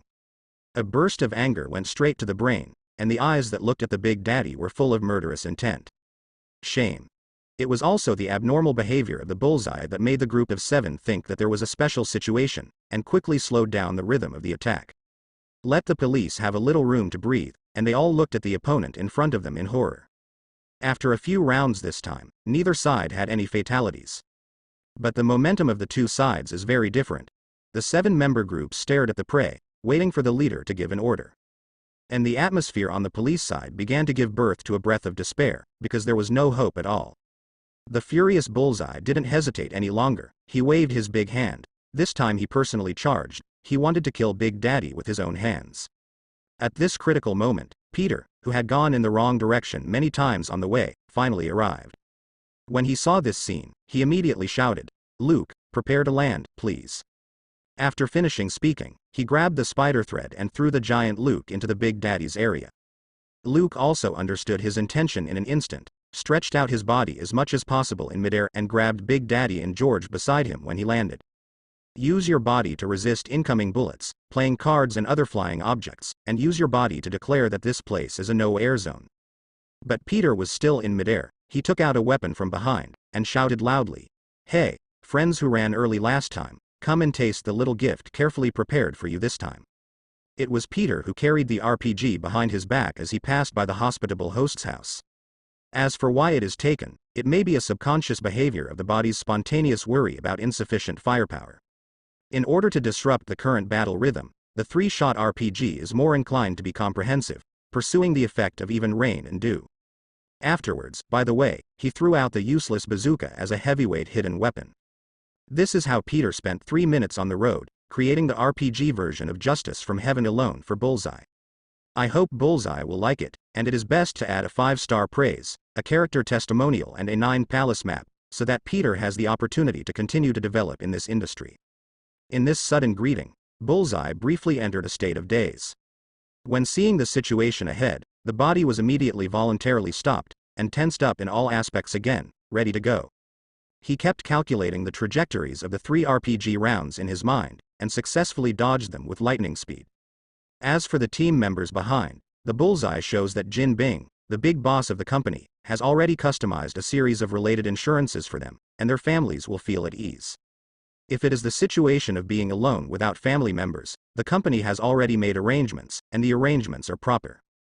Because the company's purpose has always been to carry out work as a loving family, so it is said that the company's legal person, Jin, will be their last family member. At that time, Jin Bing will definitely have tears in his eyes, enduring the pain like a myocardial infarction to accept this huge amount of insurance compensation one after another. Under the cover of the collision between the RPG and the building, Peter successfully stepped into the building. Although Justice from Heaven has made excellent progress and disabled the group of 7 in one fell swoop, there is only the last classic link making up the knife. But for Bullseye's dodge, he felt very distressed, wasting all his hard work and kindness. He sincerely hopes that Bullseye can take over happily. As the saying goes, the relationship between acquaintances without fights has risen from a one-time acquaintance to a life-and-death acquaintance. This is a very rare fate, which can be called world-class precious. With such a relationship, Bullseye doesn't need to be so polite to him at all. It is what Peter should do as a junior to let Big Brother Bullseye go to eat and drink spicy food with Big Boss Satan. But it doesn't matter. Peter said that the previous manufacturing process of justice from heaven may be too rough, and Big Brother doesn't like this type. This time he will come to give gifts in person. There are all kinds of small gifts, choose as you like, and eventually there will be one that Big Brother Bullseye is willing to accept. Peter quickly sent out spider threads forward, sticking to many walls, and with the help of this elastic force, he advanced rapidly like an arrow, leaving the string in a pile of smoke. The target is the Big Brother Bullseye, who has not been seen for many days ahead, and the younger generation can't wait to send a small gift. Bullseye, on the other hand, just got out of the spreading smoke and looked up to observe the surrounding environment. But found an unexpected situation. That stunned young man was approaching quickly. Immediately activated his unpausing body, calmly retreated, while looking for a retreat route while swinging out the poker cards he was carrying. That's right. The battle-tested Bullseye wants to escape. Temporarily shifting. This is a strategy proposed by Strategic Vision. For the 3-shot RPG, Bullseye thinks that there is no need to care too much about Langtuching's Jr. This is the tolerance of the senior. What's more, it's not that Bullseye didn't see a giant man on the police side, who looked like a meat shield type, and it was obvious that he came here for restraint. The young man is really too stable. He doesn't care about his manners at all. He wants to beat up the old seniors on the road with 2 against 1, which has already become famous. Naturally, Bullseye would not give this opportunity. He has always condemned this kind of preparation in the most severe way, which is too disgraceful. And after Big Daddy's review, Peter still has some understanding of Bullseye's behavior, which is the prerequisite for wanting to sneak away in advance. Regarding this point, Peter can no longer allow it to happen, speed up directly, and punch continuously. Peter's sudden acceleration was something Bullseye hadn't expected. Faced with such a fist, he could only be forced to accept the move, go up to him, and fight against him. The moment their fists collided, Bullseye felt extremely regretful, and the bones in his right hand were trembling. First punch, second punch, third punch. Bullseye is going backwards one after another. The most intuitive feeling is that the hands are unconscious, and they are no longer part of the body, as if they are independent of the scope of the brain. At this time, a spoiler appeared. Peter's old acquaintance a ninja from the hand. A 10-man team suddenly appeared, temporarily gaining a moment of rest for Bullseye. For this situation, Peter did not hesitate, and after sending out spider webs to create new pressure on Bullseye, he went straight up. With the help of the battlesuit, he calmly took down the ninja's steel knife, and punched each ninja. After 10 punches, under the blowing of the wind, a pile of ashes appeared on the ground. Due to the sudden appearance of the ninja, Peter quickly changed his combat thinking at the moment, activated a backup plan, no longer pursued a solution alone, and prepared to lead Bullseye to the other side. Let Luke, the police officer who is guarding the side, act as an ambush, and combine the strength of the two to give Big Brother Bullseye a meeting gift. Turn around and swipe a lot of spider silk around the Bullseye, reducing the choice of its direction, and then deliberately let go to the direction of the Big Daddy. This is a poisonous way of life. It depends on the choice of Bullseye. Meanwhile, Peter continued to charge forward, unable to allow Bullseye to think, to force him to believe in his choices unwaveringly. Under this life and death crisis, Bullseye quickly noticed this change, and a smile could not help but appear on his face. The hostage is in front, and the vitality is also in this direction. As long as you catch that familiar figure, you will be able to retreat successfully. As for the fact that it would be a trap, he subconsciously blocked this possibility, and the explanation he gave himself in his heart was that he was just a stunned young boy. How could it be? What's more, the gradually decreasing number of weapons and various injuries on his body strongly reminded him that this was the last choice, and he couldn't allow him to refuse any more. Under Peter's intentional release, Bullseye smoothly adjusted its direction and went straight to the police. Bullseye charged forward frantically, his eyes fixed on the various environments in front of him. That giant man is not around. The whole person is ecstatic. The dawn of victory appears in front of him again. This time he must not let go. The slightly panicked and forcibly calm expressions of the police officers are the greatest encouragement to Bullseye. It's just that when he saw the figure standing in the corner clearly, the warning sounded in his heart, as if the scythe of death had come to his side. Wanting to escape from here, but Luke, who had been waiting for a long time, got stuck in the next direction of Bullseye and punched his chest. Luke in the front and Peter in the back, the two attacked one after the other. As the Bullseye of the senior who was pinched, he could only choose the answer that maximized his benefits. He planned to fight Luke hard, and use this force to reach the window, jump down again, and make plans after breaking away from the beating. With this thought in mind, Bullseye headed forward calmly, his hands in defensive action and his feet ready for takeoff. But in the execution, he underestimated the impact of the existing injuries on himself, and also underestimated Luke's explosive power. Under these two fatal mistakes, Bullseye failed to go as expected, but was completely broken through the body's defense line. Blood spurted out of his mouth continuously, and his body retreated uncontrollably, flying at a low altitude to a place that made him feel desperate. This direction is Peter, who is following closely behind, and quickly takes over the flying Bullseye. Faced with the big brother Bullseye who came to the door in person, it is natural to do our best to provide him with VIP-style VIP service. A whip kick, a whole set of combination punches, taking turns performing various techniques learned, massaging key parts of the body for big brother Bullseye. On the way, Bullseye wanted to launch a counterattack again, so he directly pulled away the grenade he was carrying, and carried out a self-destruct self-rescue, trying to break away from this rhythm. It's a pity that Bullseye's counterattack can't make waves due to the fact that its own throwing ability is restrained, and under the strong field control of Peter and Luke. Instead, his injuries became more serious, and he could only be punched and kicked by two young men on the ground. The wounds on his body continued to increase, and he even heard the call from the god of death, saying that there was still a younger brother missing from the Satan boss, who was guaranteed a position with a staff. However, as an old senior who has been around for many years and has not died, Bullseye quickly regained his strength. He knew that the moment of complete despair had not yet come. At this moment, his rich survival experience told him that he still had a chance, and there must be a chance of survival that he had missed. While dodging the attack, he calmly observed the people and objects in the surrounding environment. When he saw Chief George standing aside watching the battle and the familiar figure of Big Daddy, Bullseye's brain was running at high speed, and many things flashed through his mind at once: the boss, Jin Bin, tonight's inside story in market transactions. He knew that he had found this or that missed hope, and he also knew that he had to make the stunned young man in front of him stop attacking first. Let the body take the initiative to receive several strong blows, so that the body retreats to the wall. Bullseye leaned against the wall and forcibly controlled his body, as if he had found the last chip in a casino. Before the next attack came, he yelled loudly at the Big Daddy and the others, "Little devil, I have important information on me. I can report it to the police. You will definitely be interested in it." After hearing this passage, Peter looked at Big Daddy from the corner of his eye. It was found that the Big Daddy was rushing over with George, and he held up the stop gesture. Considering the major events that have happened recently, perhaps they want to prepare to obtain more information from Bullseye.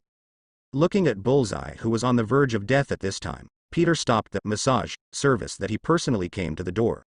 And Bullseye knew that this time he had won the life and death gamble again, and the next thing to do was to look at his own intelligence.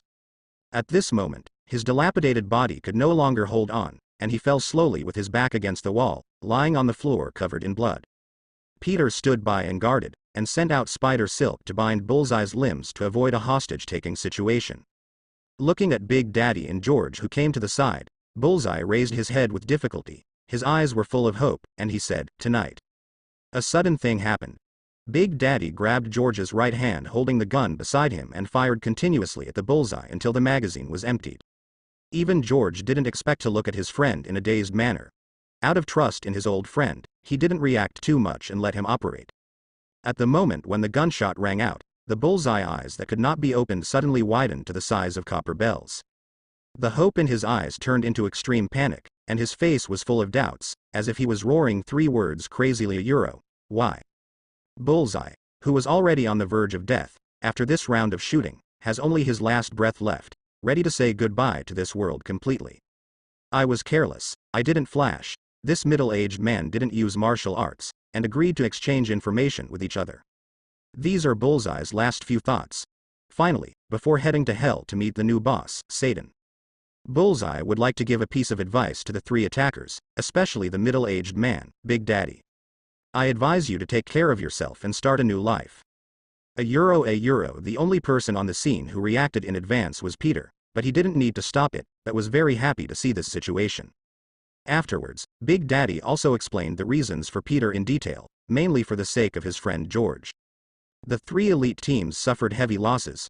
Although George was not mainly responsible, as the leader of the team, no matter what, a scolding was inevitable, and the original credit must be written off. However, considering that George still has a bunch of rivals within the police, and they all got good credit for this operation, they will inevitably expand the matter. Therefore, George very much needs a credit to escort himself, to suppress the strange thoughts of his arch-enemy. And the angle just now was also perfect, allowing the team members in the distance to see their captain shoot and kill the enemy himself. He is still a notorious person, a murderer who made his home on the most wanted list circulated within the police, and the death of Bullseye is the maximum value of his interests. As for the information, after conducting in-depth analysis and research on Bullseye, Big Daddy would never choose to believe what Bullseye said. Of course, Peter only knows one thing so far. With the sound of gunshots, tonight's outdoor activities can finally come to an end, and it's time to welcome the time for supper. Peter and Luke stood by, refusing to show the ninja stealing home at the last moment, and at the same time began their second halfway break tonight. Big Daddy's working on Bullseye's body, and a little bit of camouflage along the way, to make sure no one can dispute his credit. When George saw the behavior of his old friend, he immediately understood the sudden behavior and good intentions. He bowed deeply to Big Daddy, apologizing for his many mistakes in this operation. After Big Daddy refuses to help, he sets his sights on the two, especially Peter. From the mouth of friends, it is not difficult to find that this man in spider clothes seems to be just a young man. A young man in his early 20s beat the fierce Bullseye half to death. All these made George's curiosity soar, but the reason in his heart also knew that he should not ask too much, and waited for his friend to introduce him. Therefore, George sent his most sincere thanks to Peter and Luke, who were resting, and temporarily separated from the three of them. He wanted to turn around and go back to check the situation of the team members. And Peter looked at George, who was leaving, and he was relieved in his heart. For some reason, he always felt a sense of oppression. Could it be that this is the future? The majesty of the chief of police? Therefore, in the face of this curious gaze, he expressed that he had nothing to say and dared to speak. "You can't say. Your daughter Gwen and I are classmates, colleagues, and a little bit greedy for your daughter's body." Thinking back to the high-voltage electric baton, I couldn't help but feel a chill hit my body, and I shivered, and I had the same thought.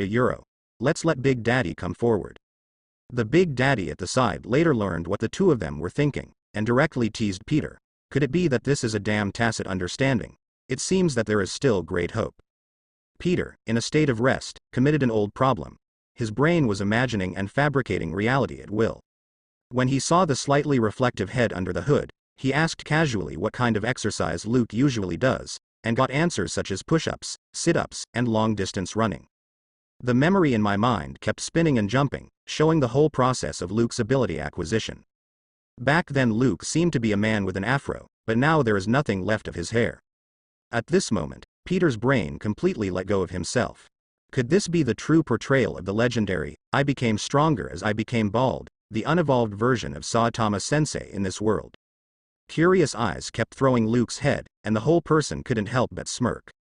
It made Luke very at a loss, but he didn't feel malicious, and finally smiled amidst the devilish laughter. After a long time, there were many chaotic footsteps in the distance, and Peter was the first to notice it. He got up and went to the window to confirm the situation. Wei Wei reported, "Uncle, the police support has arrived, we are leaving first." At this time, the Big Daddy was concentrating on arranging the scene, and replied without raising his head, "Okay, you go back first." Peter nodded, indicating that he had received it, and was about to turn around and leave. The Big Daddy said again, "Wait a minute, remember to go back and pick up someone, she is not safe for others outside alone, take her back quickly." Receive. The following passage made Peter feel the tangled concern of being an old father. This pair of father and daughter is really awkward. At the same time, I also feel that the next thing is a bit bad. Mindy is probably in the headquarters building of the Osborne Group now. As for explaining why Dee didn't come, he had already arrived near Hell's Kitchen. Peter said that everything was under control, and he reappeared in the arena as a gift of fortune. Gwen and Jessica are the second checkpoint he carefully arranged for Mindy. He believes that with Mindy's character, he will definitely stay and take care of them. Under his wise and exhaustive arrangements, how could a scumbag who has never been to school, Mindy, be the opponent of the so-called Great Peter? It's just that revenge after the event is definitely indispensable, and this period of time is going to be lively. And the most important point, Big Daddy is already an old father with a daughter who ran away from home at this time, so he will definitely use this to show his strength. Backstab him, scapegoat him and a series of means, and then coax Mindy to go to school. As a result, his small coffers are estimated to be spent again, and the dream of a great blueprint is about to face bankruptcy. My skull hurts. A euro. Peter packed up his mood and quickly left the chaotic factory with Luke. At a crossroads, the two parted ways and went back to their respective homes. Of course, Peter did not forget the basic premise of realizing the group, and exchanged contact information with Luke. In this way, the number of Peter's targets hit a new high again, increasing from 3 to 4. On the basis of the original 1/3 increased in an instant, high efficiency is synonymous with him making friends. Put away the address book. The time is now close to 10:30 in the evening. It is time to hurry to pick someone up and go home. Finding the luminous sign of the Osborne group in the dark and seeing the direction clearly, Peter sent out a spider thread to move forward quickly. When he was about to arrive, Peter found a corner, got out of his battlesuit, and ran towards the headquarters building of the Osborne group. In the lounge, 3 young and energetic girls were chatting. It was Gwen, Jessica, and Mindy. As Peter knew, Mindy guessed Peter's conspiracy when Jessica welcomed him into the lounge. But there was nothing he could do. Knowing the previous situation from Jessica, both of them were targets. It's not her style to ask Mindy to leave Gwen awake and Jessica visibly terrified. In the end, it was natural to guard at the side, waiting for the sinner Peter to appear. In the process of chatting, I have already started to think about the theme of the next week. The goal is to make Peter Parker deeply reflect on today's mistakes. When Mindy saw the familiar figure outside, a murderous look flashed in his eyes. But also knowing the discomfort of the occasion, she just showed her lady smile. But what Peter saw was that Mindy showed a meaningful smile, and felt a slight chill in his heart. Suddenly he didn't want to go in. In the next period of time, we will still be in touch with each other by mobile phone, which is convenient and fast. I am so smart. Mindy is also a little clever ghost, instantly saw through Peter's micro-expression, and felt that there must be a little secret in it that she didn't know. He took the initiative to greet him, and used a surprised voice.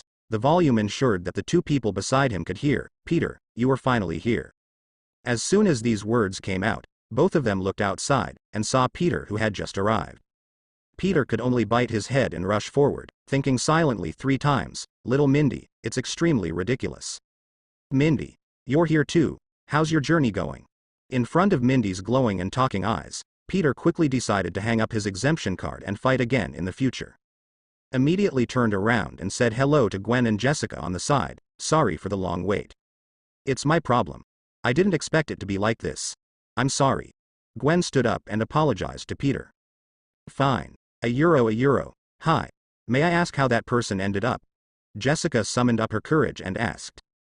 Jessica's sudden question caught Peter by surprise, and he could only answer vaguely. You can rest assured from now on. Gwen, an observant girl, sensed the hesitation on Peter's face and jumped right into a new thread. I heard that the strength of the nearby army has been mobilized on the bridge, and now it has begun to pass slowly. Mindy also immediately sent an assist, slipping a small note to Jessica. She whispered in her ear secretly.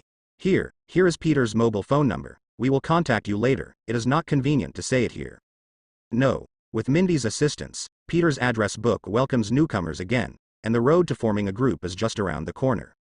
As a result of the final discussion, the 3 of Gwen got into the car, while Peter was driving a motorcycle outside. The road was smooth and there was no traffic jam like before. Everyone left Manhattan smoothly and entered Queens. Since Jessica was temporarily staying at Gwen's house, Peter sent the 2 of them to Gwen's door, then turned and left with Mindy. In order to keep Mindy from thinking about those pranks, he chose to drive on some empty roads. Relying on his superpower, he used spider silk to make a seatbelt for Mindy, and ran wildly on the remote road. Peter entered the realm of the unity of man and car, and staged a speed and passion of nearly 10 kilometers. As a result, the 2 managed to return home before 11 o'clock. They wanted to go in quietly, but unexpectedly, Aunt May had been waiting in the living room for a long time. Faced with such gentle eyes, Peter quickly admitted his mistake, and he did not hesitate to act like a baby to Aunt May in front of Mindy, saying that he wanted to eat supper. After the 3 tricks, Aunt May said what else to say. She couldn't ignore the cubs raised by herself. She cooked the food herself, and refried the specially prepared meals. Amidst Aunt May's nagging and Mindy's disdainful eyes, Peter started today's supper time. On the other hand, after George and the others returned to the police station with the large force, the next development did not go beyond Big Daddy's prediction. When seeing the losses of the three elite teams, the boss did not make a sound. Many brothers of Jin Bing's bureau chief took the lead in attacking George's behavior. But in front of the bullseye carefully prepared by the Big Daddy, all the accusations are ants, and they are all overwhelmed by this credit. Coupled with the report of the injured team members involved, it was learned that the main fault was not on George, but George still actively rescued the wounded. In the end, the boss spoke after thinking about it, and George's work will be overwhelmed, and the subsequent commendation conference has nothing to do with him. And all the spectators here are of the human level, and they are very clear about the twists and turns under this speech technique. The first feeling is that George Stacy, the director who is different from ordinary people and sticks to his beliefs, may really fly into the sky this time. As for the many director brothers who spoke, they were naturally at a loss. Not only did they not overthrow George, but they made the boss remember George. Let me say a heart-wrenching quote: if one day, George Stacy is able to be a high-ranking official, he will have to personally say thank you to everyone who spoke at this meeting. No, just stepped out of the door of the conference room, a number of director brothers lined up to get in touch with Jin Bing. In the video, there is a lot of bitterness, and its essence is to put pressure on Jin Bing and obtain more benefits. And in the office of a high-rise building in the city, Jin Bin, who had just returned from the factory, was happily deducing the great plan about the underground king. When the phone rang one after another, he knew something was wrong. After a while, the news that Bullseye was killed by the police came. After finishing the necessary call, the whole person did not say a word, but quietly looked at the scenery outside the window, showing a quiet and harmonious picture. The blonde female secretary at the side was extremely uncomfortable. The atmosphere in the room made her dare not move, just like a boat in the ocean during a typhoon, and could see the true face of death at any time. After pondering for a long time, Jin waved his hand to signal the blonde female secretary to go out, and she informed all departments of the order to investigate the cause of Bullseye's death. The blonde female secretary came out with a happy expression on her face. From the brief gaze just now, she felt that she was being watched by a hungry beast, and her legs were so frightened that her legs were weak. The moment she walked out of the office, she seemed to hear the sound of a ferocious beast tearing up its prey from behind. She didn't dare to turn back, and accelerated her pace again. A euro in this kind of situation, the other party, Peter, didn't know at all, and he had already fallen asleep at this time. Early the next morning, amidst the system's routine weather forecast and the noise of the alarm clock, Peter started a life and death duel with the quilt spirit on the bed. The two sides fought for 30 rounds, regardless of the outcome. In the end, the reinforcements were strong, and under Aunt May's slap, all the enemies were wiped out. During the wash, Peter called out the system, and put the task rewards into the training pool of S-level abilities again. Stick to the previous practice, use the exclusively formulated liquid, and wash your hands back and forth 3 times, no more, no less, just right. And began to sincerely ask for blessings from all the bigwigs in the sky and the earth, hoping that this S-level ability can be exploded. After everything was settled, Peter carried his school bag and went downstairs, ate breakfast in 2 or 3 bites at the dining table, and then rushed to school to start his day as a student. But today is a little different. Under the leadership of Gwen, Peter completed the relevant internship procedures. He has another identity, an intern of the Osborne group, a migrant worker who entered the society with half a foot. Peter has a high degree of enthusiasm for this job, and he finally has a reason to escape. To apply the knowledge he has learned into practice. No, I followed Gwen to the headquarters of the Osborne group at noon and started the life of an intern. A euro time flies, day after day passes. In the blink of an eye, more than half a month has passed, and it has come to the second half of September. Autumn is coming as expected, and the night breeze has a hint of coolness, so that pedestrians on the road can't help but put on a coat. At this time, Peter, who was wandering outside, suddenly had a whim, and the idea of a euro going to see the sea occupied his brain. Under this strong idea, the body spontaneously came to the pier in New York, found the top of a tall building, lay down and looked at the distant ocean. I found that the wharf area in front of me was already brightly lit, and the migrant workers were working in full swing, constantly moving goods. From the reactions of their bodies, Peter can roughly guess that this group has been working continuously for at least 10 hours. It seems that no matter which world it is, the capitalists maintain a high degree of consistency in their faces, giving rewards to the workers every day, and shouting the slogan that life is equal to money. As for why Peter is here, it starts with what happened more than half a month ago. The chief culprit of this situation was without a doubt the little witch, Mindy, who resorted to various methods, which did not cause much harm, but were extremely insulting. Especially seeing the interaction between him and Gwen that night, it seemed that Mindy had been connected to the second branch of Rendu. She is no longer the girl who did it herself before, her method is instantly improved to a higher level, and she also knows how to kill with a knife and other strategies.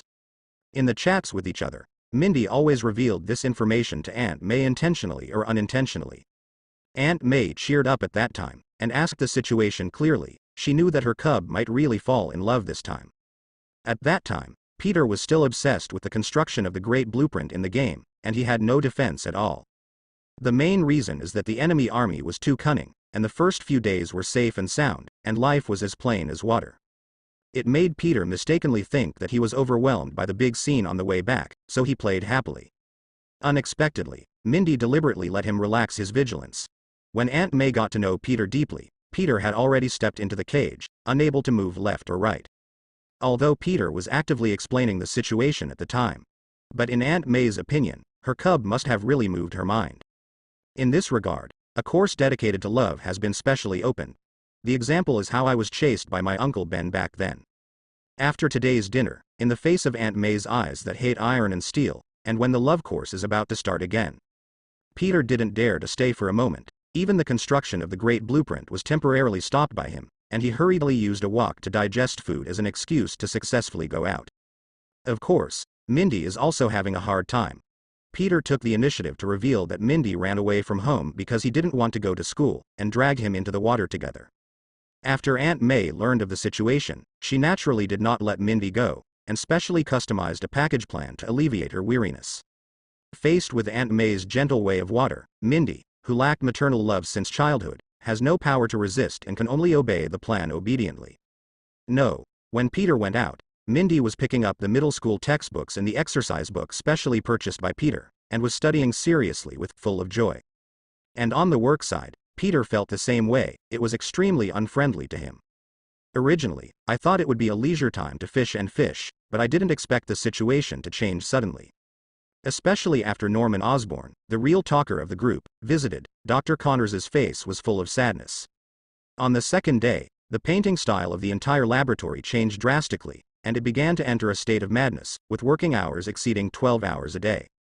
Even the old people headed by Dr. Connors spent the whole day in the laboratory, and went back to the office to sleep when they were tired. The difference between the two is too great, and the requirements for interns are infinitely higher. Fortunately, Peter barely passed the test in the laboratory with his mechanical fine-grained control.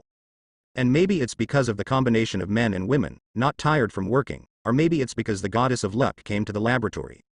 The progress of the project in the past few days has been showing overwhelming momentum, and the level that once blocked Dr. Connors and everyone is about to be declared defeated. This is why Peter has time to go out for a walk tonight, otherwise he should still be in the laboratory at this time, and the only gain from his busy work is probably that he has become acquainted with Gwen. A euro, Peter. Why did you come here? Is there something going on here? Suddenly a deep voice came from behind, startling Peter, who was lying down, and quickly looked in the direction of the voice. He was relieved to find out that it was Frank the Punisher. Several times before, Peter, who was obsessed with viewing, was spotted by the patrol personnel of the building and was photographed as a blurred figure. As a result, the first time Peter appeared in the newspaper turned out to be the gossip section. Because there are pictures in the truth, it still maintains a certain degree of enthusiasm. Even more coincidentally, the newspaper is the Daily Bugle, and its editor-in-chief is J. Jonah Jameson, the man who is known as the #1 black fan of Spider-Man. Among them, what made Peter feel dumbfounded was that with the increase in sales of the newspaper, he was surprised to find that his reputation was also slowly increasing. The system answered this question meticulously. This is an arrangement of fate, a predestined fate, you and him. Just halfway through, Peter turned it off, talking nonsense again, and to that, all he wanted to say was, yuck. Out of curiosity about the truth and his prestige, Peter took out precious money from his small treasury and sent photos of his suit to major newspapers. After a lot of investment, I found that only the report of the Bugle Daily was effective. Obviously, pointing out this time is a big loss, and Peter can only admit that he may really have a bad relationship with the Daily Bugle. Frank, who came to the side, found that the kid was distracted, so he could only sit aside and wait quietly. Only then did Peter come to his senses. He quickly sat up straight, and replied, "Long time no see. Today is just a day off, so I'm going to take a stroll when I'm bored." Only at this time did Peter see Frank's state clearly, the fully armed weapon, the tanned skin and the exhausted body. Peter's first impression of this travel-stained appearance was that he was on a long journey to suffer. Subconsciously, he raised his hand and sent out a blue flame spider thread, flung it on Frank's body, and asked curiously, "Where have you been, and why are you in such a mess?" Frank was entangled by the spider silk, feeling the natural reaction of his body, and suppressing the sound he wanted to make. After a while, he shook his hand to express that he no longer needed it, and said, "Thank you, Peter, I'm really tired." And gave an explanation, "I'm sorry, I just saw the short message you sent before today. I went abroad at noon that day. Then I was deceived by a bald man with a dark heart.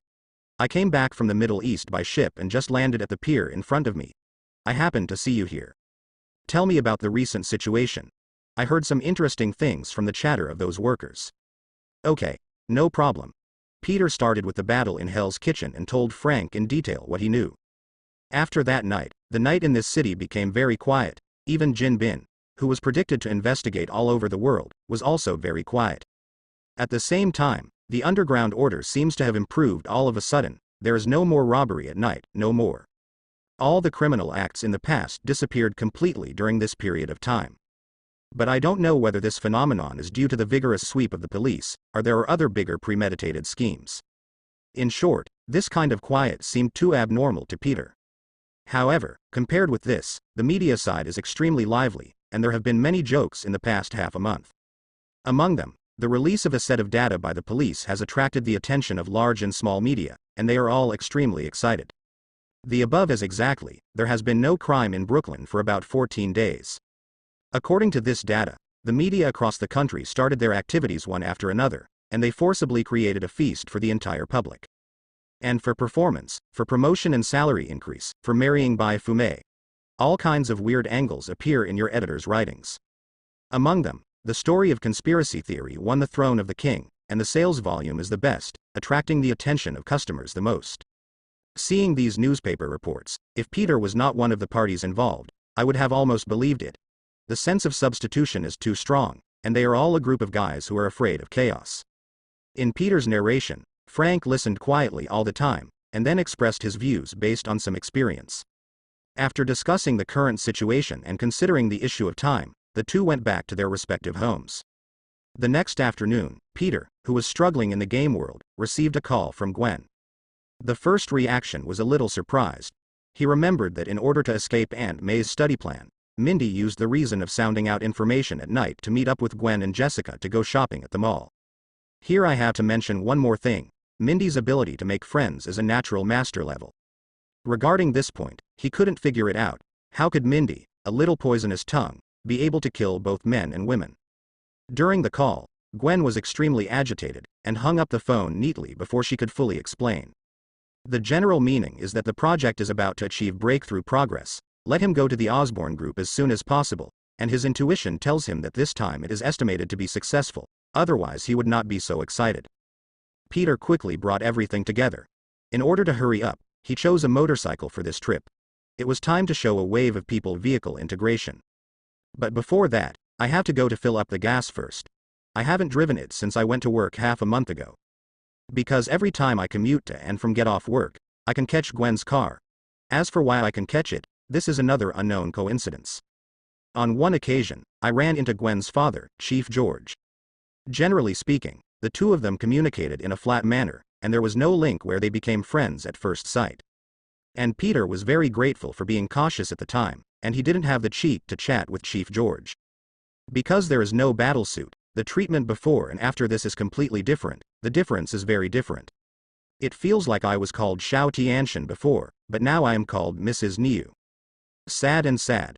Performing wave after wave of extreme operations on the road, jumping back and forth on the edge of the police chase, Peter became the brightest driver today. However, the traffic lights encountered today were just right, and there was no sharp increase in the flow of people on the road. Peter succeeded in rushing from Queens to the headquarters building of the Osborne Group within an hour. Going straight to the laboratory from the stairs, Peter heard deafening cheers coming from outside the corridor. After passing through the detection gate of the first pass, everyone's faces were filled with joy. Even the person in charge of the facade, who was usually called cold and heartless, showed a bright smile at this moment. From a cheering crowd, Peter found his partner and shouted, "Gwen, this way." Hearing the familiar voice, Gwen, who had always been calm, changed his usual style and rushed over directly. She said excitedly, "Peter, you are finally here. Did you know that the doctor was just now, and the experiment he did was successful? It's a pity, if you come earlier, you can see the progress of the experiment.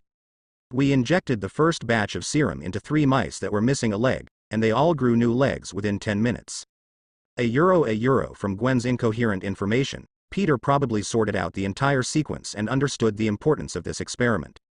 Next, the focus of work of all people has undergone tremendous changes, and these few mice will be the focus of observation. With enough in vivo experimental data, it will start the last step, human trials. Once the human body does not produce any sequelae, this will be a serum that can change the world, and countless people will be crazy about it. This is also one of the reasons why everyone is extremely excited. Many beautiful things of tomorrow are already in front of them, just waiting for their arrival." After the cheers, under the call of Dr. Connors, all the people quickly entered the state and started a new round of work. Peter felt a headache. On the one hand, the rare rest time was gone. As a member of the fishing team, it was hard to leave alone. On the other hand, in memory, Dr. Connors did not succeed this time, but turned himself into a humanoid lizard. And it's still a very unfriendly type. People gave him the nickname, Dr. Lizard, and finally got an extremely tragic ending. On the other side, Dr. Connors finally breathed a sigh of relief, and was ready to go back to the office to rest and enjoy this rare leisure time. Pushing open the glass door of the office, Dr. Connors found someone inside. Taking a closer look, it was his old classmate Jeff, who was also the chief executive of the Osborne Group. "Why is he here, and what's the situation?" Dr. Connors' intuition told him that this was an uninvited guest, and there were many ominous premonitions in his heart. Seeing that the owner of the office finally came back, Jeff on the chair was the first to ask, "I heard that the test of the project has been successful." Only then did Dr. Connors come back to his senses. Considering the feeling of uneasiness before, he suppressed the joy and pride in his heart. He replied cautiously, "It's just an experiment on the mice. So far, the 3 mice are all very healthy." "How is the supply of this first batch of serum?" Jeff continued to ask. The sudden change in the question made Dr. Connors subconsciously reveal the relevant data. There are 10 serums in the first batch, 3 were used up, and there are still 7 serums left. Jeff frowned visibly, apparently dissatisfied with the answer, but didn't continue the topic either. With a big wave of his hand, he ordered, "Very well, then start the human experiment tomorrow, hurry up." The pensive Dr. Connors was broken in an instant, and he jumped up, surprised. "Do you know what you're talking about? We don't have enough in vivo test data yet." Then he said, "We only need the last bit of time to obtain and verify more experimental data, not to mention that volunteers are not in place so quickly." Dr. Connors tried his best to persuade him that starting human trials requires certain preparations, and it cannot be so simple. Otherwise, it is very easy to cause irreversible and terrible consequences, and even death. And once the number of deaths exceeds a certain upper limit, the chance of the serum appearing in the world will be greatly reduced, and it may even be permanently sealed. Of course, Jeff didn't care about these situations, and directly stated the prepared plan. "Volunteers are everywhere, and the Disabled Veterans Hospital has a lot of them. Doctor, you have to understand that time is already very precious to us, and there is no room for any more waste." Dr. Connors said angrily, "Jeff, I won't agree. Such an approach is no different from killing someone." Hearing this sentence, Jeff's eyes flickered with coldness and impatience. "I would like to remind one more point. This is not a negotiation with you, but a notice, an order." "Jeff, you can't." Jeff made the final decision coldly. "It seems that you are still not sober enough. I will take the serum away. For the sake of my old classmates, I will leave one for you." And said meaningfully, "The authority of the laboratory is still with you. When will you figure it out? When will you come to me with the serum?" Asking the secretary to bring 7 test serums, Jeff left the laboratory without looking back. Dr. Connors looked at the figure going away, with all kinds of thoughts in his mind, but he couldn't speak out. He knew the meaning of Jeff's words. In fact, he had many opportunities to destroy the serum before taking it out. But he hesitated, he flinched, and in the end he didn't take any action against it, and let him take it away. The spirit of the whole person disappeared completely, and he sat on the chair dejectedly, looking at the serum in front of him. I silently emphasized in my heart, without enough data, it is absolutely impossible to start human trials. Another terrifying voice also rang in my ears, human experiments require signing good intentions. Volunteers are not ignorant, so there is no need to worry.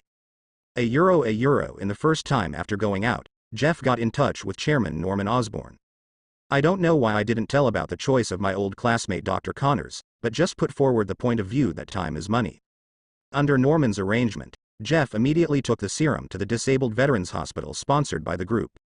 After Jeff arrived, doctors, nurses and volunteers were already in place, and the human trials began as quickly as possible. At this time, Peter was working hard in the laboratory, unaware that the situation was developing step by step towards what he was worried about. At noon, it was time to get off work. Due to the existence of mice, a plan of taking turns to rest was implemented. Peter felt that his right eye was beating constantly, and he took the initiative to join the first batch of people who took care of the mice with Gwen.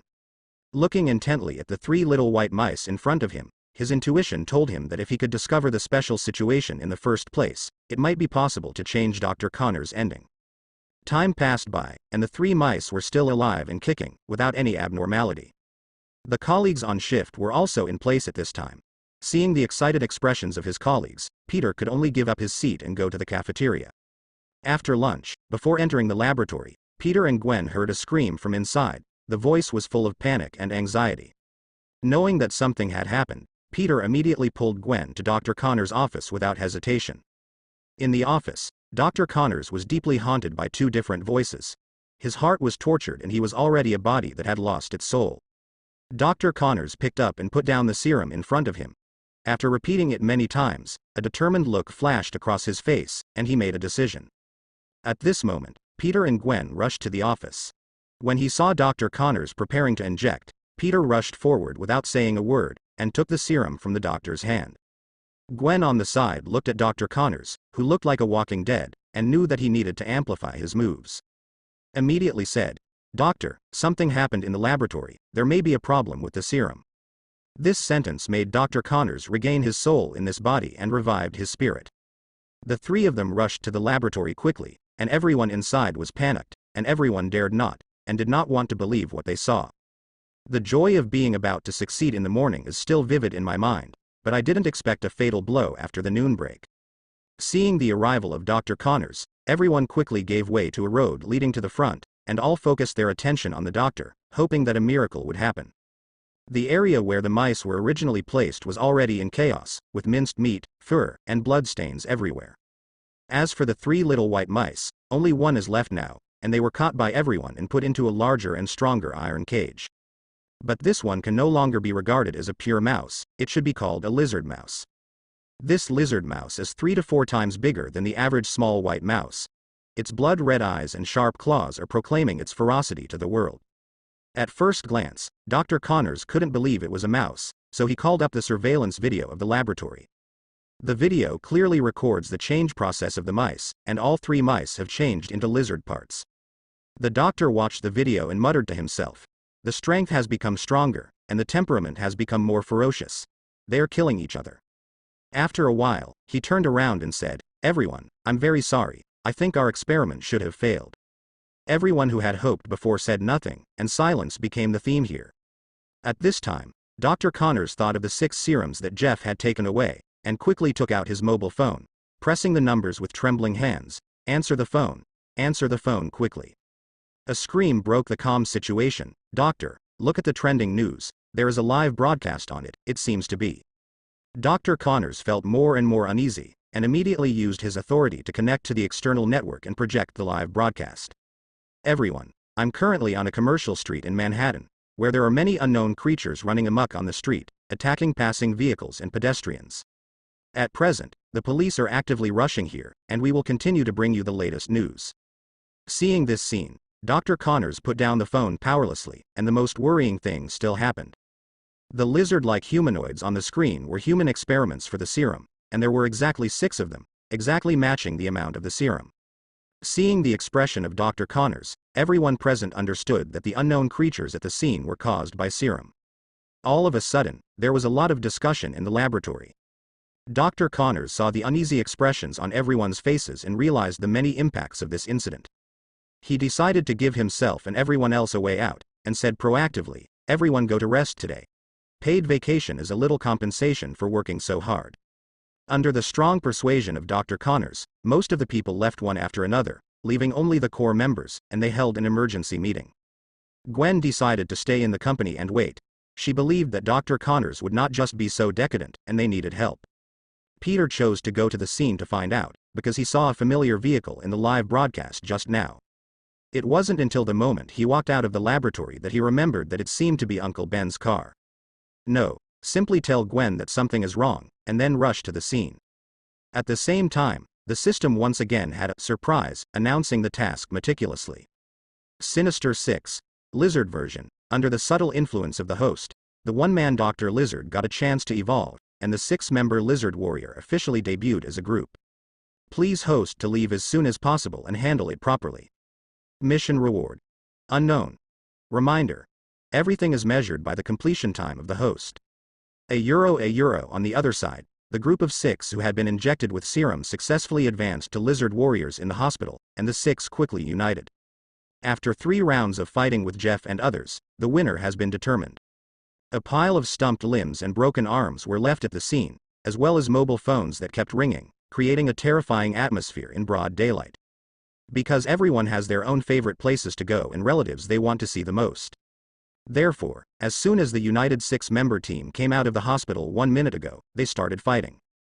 A special soldier named Felipe Zeit, with his superb killing skills, subdued the other 5 one by one and became the temporary boss of the Lizard Warrior 6. As a special soldier, Felipe knows the inside story about the serum. Isn't it the same as the super soldier serums 60 years ago? The powerful power in his body allowed his ambition to expand infinitely, and this astonishing ambition also helped him suppress the animal nature in his body.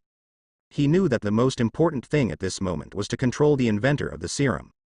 Under the leadership of Felipe, the group of 6 successfully hijacked a large truck, and the truck driver happily sent them to the headquarters building of the Osborne Group.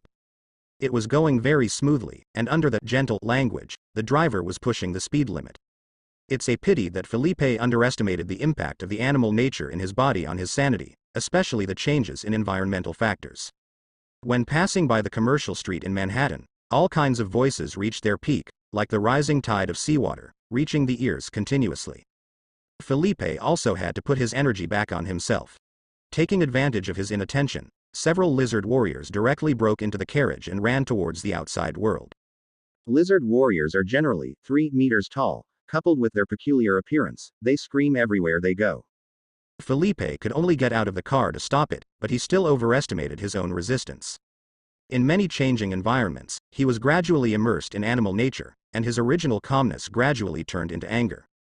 In the end, coupled with the shooting of the police, the 5 lizard fighters went into a complete frenzy and rushed towards the police car. In the commercial street, 5 lizard fighters who fell into a frenzy confronted the police force on the scene. After 30 seconds, the ending came out. The scene was too disparate. The main reason is that the police didn't pay much attention to it, and thought it was just a prank at the time. After an emergency report, more than 10 police cars arrived one after another, and a total of more than 50 police officers rushed to the scene. The weapons are unsightly, mainly pistols, without any heavy firearms. For lizard warriors with rough skin and thick flesh, they are completely unable to cause a single bit of damage, and they simply cannot break through their defenses. As a result, lizard warriors are as easy as wolves entering a flock of sheep. The police were powerless to stop them. They could only watch helplessly as the lizard warriors entered and exited at will, causing heavy casualties among the police officers. Fortunately, at this critical moment, the quiet Felipe fought with the berserk lizard warrior. Because Felipe relied on his desire for ambition to temporarily suppress the animal nature of his body. But it was also deeply affected. The first thing that came to mind after calming down was not to temporarily avoid the limelight, but to subdue the other 5 people and return to the correct track. The fight between the 6 lizard warriors was earth-shattering. Every part of their bodies was a deadly weapon. Moreover, the scope of the battle is constantly expanding, and even the main personnel of the demolition office turned into ruins in 2 or 3 strokes. Under Philippe's powerful and skilled fists, the situation was reversed, and 1 fight against 5 evolved into 4 against 2. In order to fight back and win, the remaining 2 lizard fighters fixed their eyes on the car beside them as throwing weapons for victory. Cars collided fiercely in midair, gasoline was spilled everywhere, explosions and flames followed closely behind. The nearby crowd who failed to evacuate could only desperately retreat to a relatively safe place. A special car was picked up, and a family of 3 who did not have time to get out of the car sat on it. They were very unfortunate to be selected. In the car, the parents gritted their teeth and hugged their young son tightly, not daring to answer his son's innocent questions. They could only close their eyes and pray to God for a miracle to happen. At this moment, Peter finally rushed to the scene from the headquarters building of the Osborn Group. Looking at the car that was about to collide, Peter immediately launched spider webs to wrap around the key parts of the car body. Using force with both hands, he abruptly pulled the car back from midair and quickly opened the door to let them leave quickly. The group of 6 who were fighting also discovered this situation, and after a closer look, it turned out to be a small bug. The 2 sides quickly reached an agreement, and both stopped involuntarily, staring at the sudden third party. Being stared at by these 6 pairs of blood-red eyes at the same time, Peter felt an unusual headache. All of them are 3 meters tall, plus the thick muscles exposed on the outside. All of them are of the type with rough skin and thick flesh. How to break through the defense is a key issue. After observing for 4 weeks, Peter also found the bad news that there were more people who hadn't evacuated than he thought. But luckily, he saw Uncle Ben and Aunt May in the crowd, both of whom were safe and sound. At this time, I am grateful for my decisiveness, otherwise the consequences would be unimaginable. In order to allow the nearby crowd to evacuate safely, Peter decided to launch the long-sealed Ulta Euro, a Euro, talk the Dafa, hoping to retain the previous layers of skill. Hey guys, good afternoon everyone, what breed do you have? It looks like a reptile. How about I contact the reporter of the TV station and make a news report, the lizard man from the sewer. Many of Peter's words were directly inserted into the hearts of the lizard 6, and even a small bug dared to provoke them. It even directly tore off their last veil and made them face the fact that they were no longer human beings, but just a different kind abandoned by the world. Even the calm Felipe couldn't control his anger. The animal nature gradually and completely defeated reason, and he became more and more like a wild beast. They roared in unison. Damn it, you little bug, we'll tear your mouth apart, every part of your body. Accompanied by the roar of the sky, the Lizard 6 launched a charge, and every step they took was at the level of shaking the earth. The ground seemed to jump up at this moment, and the nearby vehicles were shaking constantly. The oppression formed by the charge group of 6 is a Euro like a train running at high speed. At the same time, taking into account both speed and weight. At this moment, Peter subconsciously wants to dodge, want to fly a kite, and use attrition tactics. But in the next second, he changed his mind.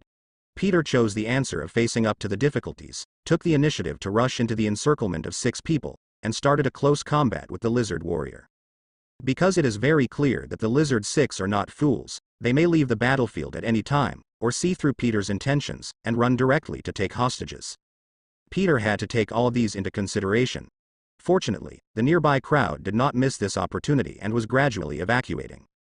With the help of the suit and his own defenses, Peter dances among the lizard 6 with the spider silk as the rope connecting each other. The lizard 6 did not have the tacit understanding as imagined. During the beating process, they became Peter's meat shield to resist the attack, showing the cooperative effect of 1 + 1 is less than 2. At the same time, he also discovered an unexpected surprise. The blue flame spider silk has a peculiar effect on the furious lizard warrior. Lan Yan was able to calm him down, and he was stunned for 2 or 3 seconds. Peter made full use of his advantages, turning a large group of spider silk into a web, and going straight to the eyes and other parts, making him fall into a double negative state of no vision and stupefaction. Of course, the mouth cannot give up. All lizard men, you haven't had enough to eat. No, you won't have the chance to go out to eat in the future. The anger of the lizard warrior was always at a high level, and Peter took the opportunity to throw a ruthless, continuous punch towards the head and other vital parts.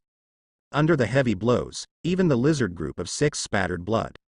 After several rounds, the 3 lizard warriors were brought down by Peter one after another. It's a pity that the good times didn't last long, and the fallen lizard warrior didn't completely lose his fighting power.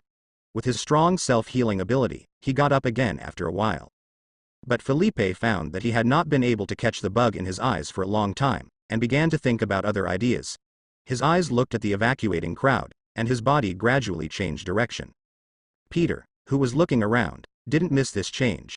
He was shocked, and his hands sent out spider threads, entwining his progress. The rest of the lizard warriors seized the opportunity, punching and kicking. Peter was sent flying, and ran towards the wall behind him, sending out spider webs in midair to stick to his out-of-control body. Peter knew that he couldn't be calmed down, so he quickly turned on the gun button to add new fuel to the furious lizard warrior. Every lizard monster, your massage technique is not good. With this strength, my grandma is better than you. What the hell? Under Peter's all kinds of talk, the lizard warrior's anger reached a new high, breaking through the previous limit, and his eyes began to ooze blood slowly. No matter how calm Felipe was, he still couldn't control the other 5 lizard warriors, and for the sake of his inner ambition, he chose to continue fighting. In order to keep the lizard 6 completely away from the retreating direction of the crowd, Peter directly gave up the strategy of defensive counterattack and fought against it. Naturally, the 6 lizards were not to be outdone, and their sharp claws were ready to deal with the sudden bug in front of them as soon as possible. Punch after punch, driven by Peter, managed to pull the lizard 6 away, but they didn't change their style of play. Instead, seeing the number of people evacuated in the distance gradually decrease, Peter completely let go of the control of his body, and took the initiative to receive the attack with his body, just to throw a satisfying punch. This is a brand new experience brought by a brand new opponent. The continuous punching to the flesh is a feeling that Peter has never experienced in reality. It was completely different from the life and death struggle in the virtual training room before, and he felt the adrenaline in his body soaring. The blood is burning, and every part of the body is shaking with excitement. In a word, happy. The abbreviation is the top. Peter has been addicted to free fighting and cannot extricate himself, and wants to grow old forever. When Peter looked at the evacuated crowd again, this time he was distracted and was seized by the lizard 6 to repel them.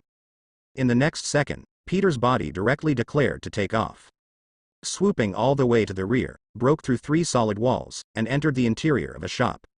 All kinds of movements sounded in the room, screams, guns were loaded. Peter didn't expect that there were people on this side, and he happened to bump into one of them. Peter quickly got up to help him up, and immediately looked around. There were a total of 10 people staying in this shop, including men and women. When he saw the person in front of him clearly, he couldn't help calling out his name, Tony Stark. It turned out to be you. Looking at the man in front of him in surprise, looking from his chest with uncertain eyes, this time it was confirmed. That's right, the unlucky guy who was knocked into the air by him was the youngest billionaire in the world, the owner of Stark Tower in the distance, and a genius inventor a euro, Tony Stark. The very nervous people beside him are the secretary Pepper Potts, the driver Happy Hogan, and the friend War Machine James Rhodes. Peter's brain was running at high speed. Tony Stark's physical state should have just come out of the top of the mountain, and he was stopped by the Lizard 6 on the way back to the company. Think back to the encounter with the Punisher last night. So Frank ran to the desert to find someone half a month ago, and the bald head with a dark heart should be Nick Fury, the director of S.H.I.E.L.D. I finally understood why the news of the Lizard 6 parading the streets was broadcast live by reporters so quickly. It is estimated that this group of reporters was going to the press conference held by Tony Stark, and met the Lizard 6 who ran away halfway. Tony, who was lifted up, felt that the guy in front of him had a strange look in his eyes, a feeling that could not be described in words. Soon, he took the initiative to take a step forward, realized the handshake ceremony, and spoke. Man, yes, I am Tony Stark, isn't it very pleasantly surprised? With his left hand behind him, he made a calm gesture to Pepper and the others, and handed it over to him. Hello, it is indeed a little surprise. Before the words were finished, there was a roar outside, and the Lizard 6 was coming, reminding Peter that it was not time to chat. Sorry. Let's talk next time, there are still guests to entertain. A word of politeness every day, Peter rushed out aggressively. 10 seconds later, he returned to the shop again. He almost bumped into Tony again, but fortunately he reacted in time and moved his body with the help of the spider silk.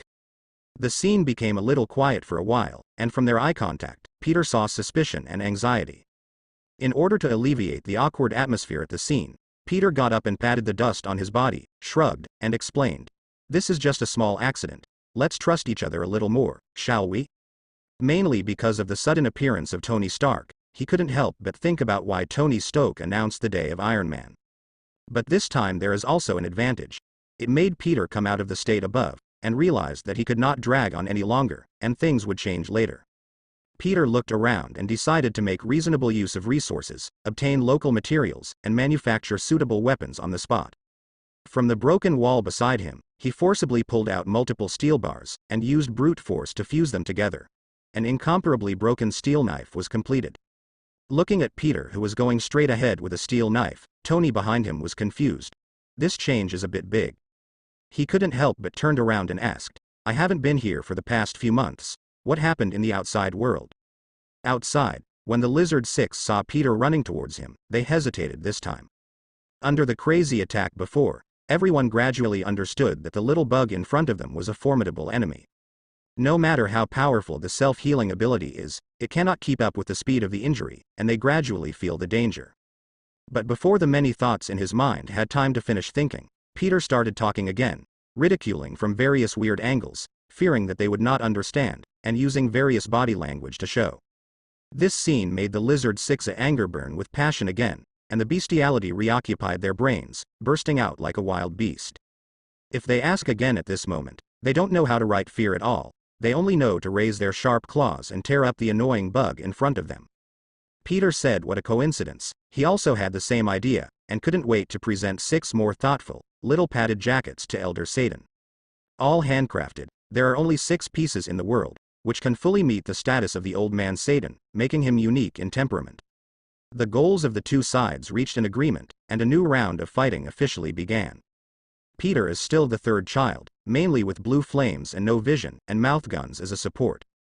But this time, fists were replaced by steel knives, and the lethality caused increased dramatically, with blood and flesh spilled all over the place. The battle plan of the Lizard Six has changed. They began to divide and cooperate. One group grabs the hands and feet of the prey, and the other group is responsible for wielding sharp claws to deliver a fatal blow and tear it apart. Faced with this all-round blockade, Peter calmly plucked out the spider's thread and carried out the long-lost king chins circling around the pillar. Avoiding the capture of these sharp claws, Peter immediately gave multiple negative states for this. After it entered a state of being stunned and without vision, a flip came onto the lizard warrior's neck. Aiming at the back of the head, the knife was raised and lowered, and Peter stabbed the steel knife into the brain with brute force. At the same time, in order to ensure the maximum damage, he exerted brute force again and stirred it as much as he wanted in the first time. Earth-shattering screams sounded, the balance of victory began to tilt towards Peter, and the No-One Lizard Warrior announced his complete withdrawal from this colorful world. A familiar BGM sounded in Peter's ears, a euro, first blood, first blood. Without hesitation, Peter took out the steel knife, continued to display the momentum of this kill, and rushed towards the nearest lizard warrior. He wants to achieve the achievement of one big lizard with one knife, and he wants to hear the familiar sound effects hexa kill and ace. Facing this scene, the other 5 lizard warriors were not affected at all, and continued to charge, rushing forward. In their brains at this time, they no longer have the concept of a partner. Anyone who dies is a waste, and they don't deserve the slightest regret.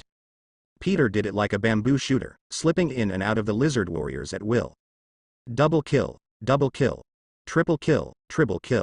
quadra kill, penta kill. A euro among them. Peter has to thank the relatively calm Felipe. Because he was relatively calm, he felt the breath of death approaching and wanted to escape, but he couldn't give up his desire for ambition, so he gradually paddled. Naturally, Peter seized this opportunity decisively and took advantage of Felipe's passive sabotage, making it an indispensable basis for 5 consecutive kills. When Felipe saw that he was the only one left beside him, as well as the vicious sword-drawing monster. At this moment, he was completely awake, without any hesitation in his heart, he ran away. Peter looked at Felipe, who was running into the distance. He didn't panic. He still calmly stirred the steel knife in his hand to ensure that the lizard warrior went to report to old Satan's house. When the steel knife was taken out, Peter knew to forge a new weapon. Because the steel knife in his hand was completely scrapped, most of the blade remained in the back of number 5 lizard warrior's head. But at this time it is still important to keep people. New weapons can be crafted at any time. Peter launched the spider thread to catch up. Suddenly, he felt the sound of breaking wind coming from behind him, and when he looked back, he saw dozens of claw arrows shooting from behind. The speed is extremely fast, and it hits Felipe, who is running away in front of him.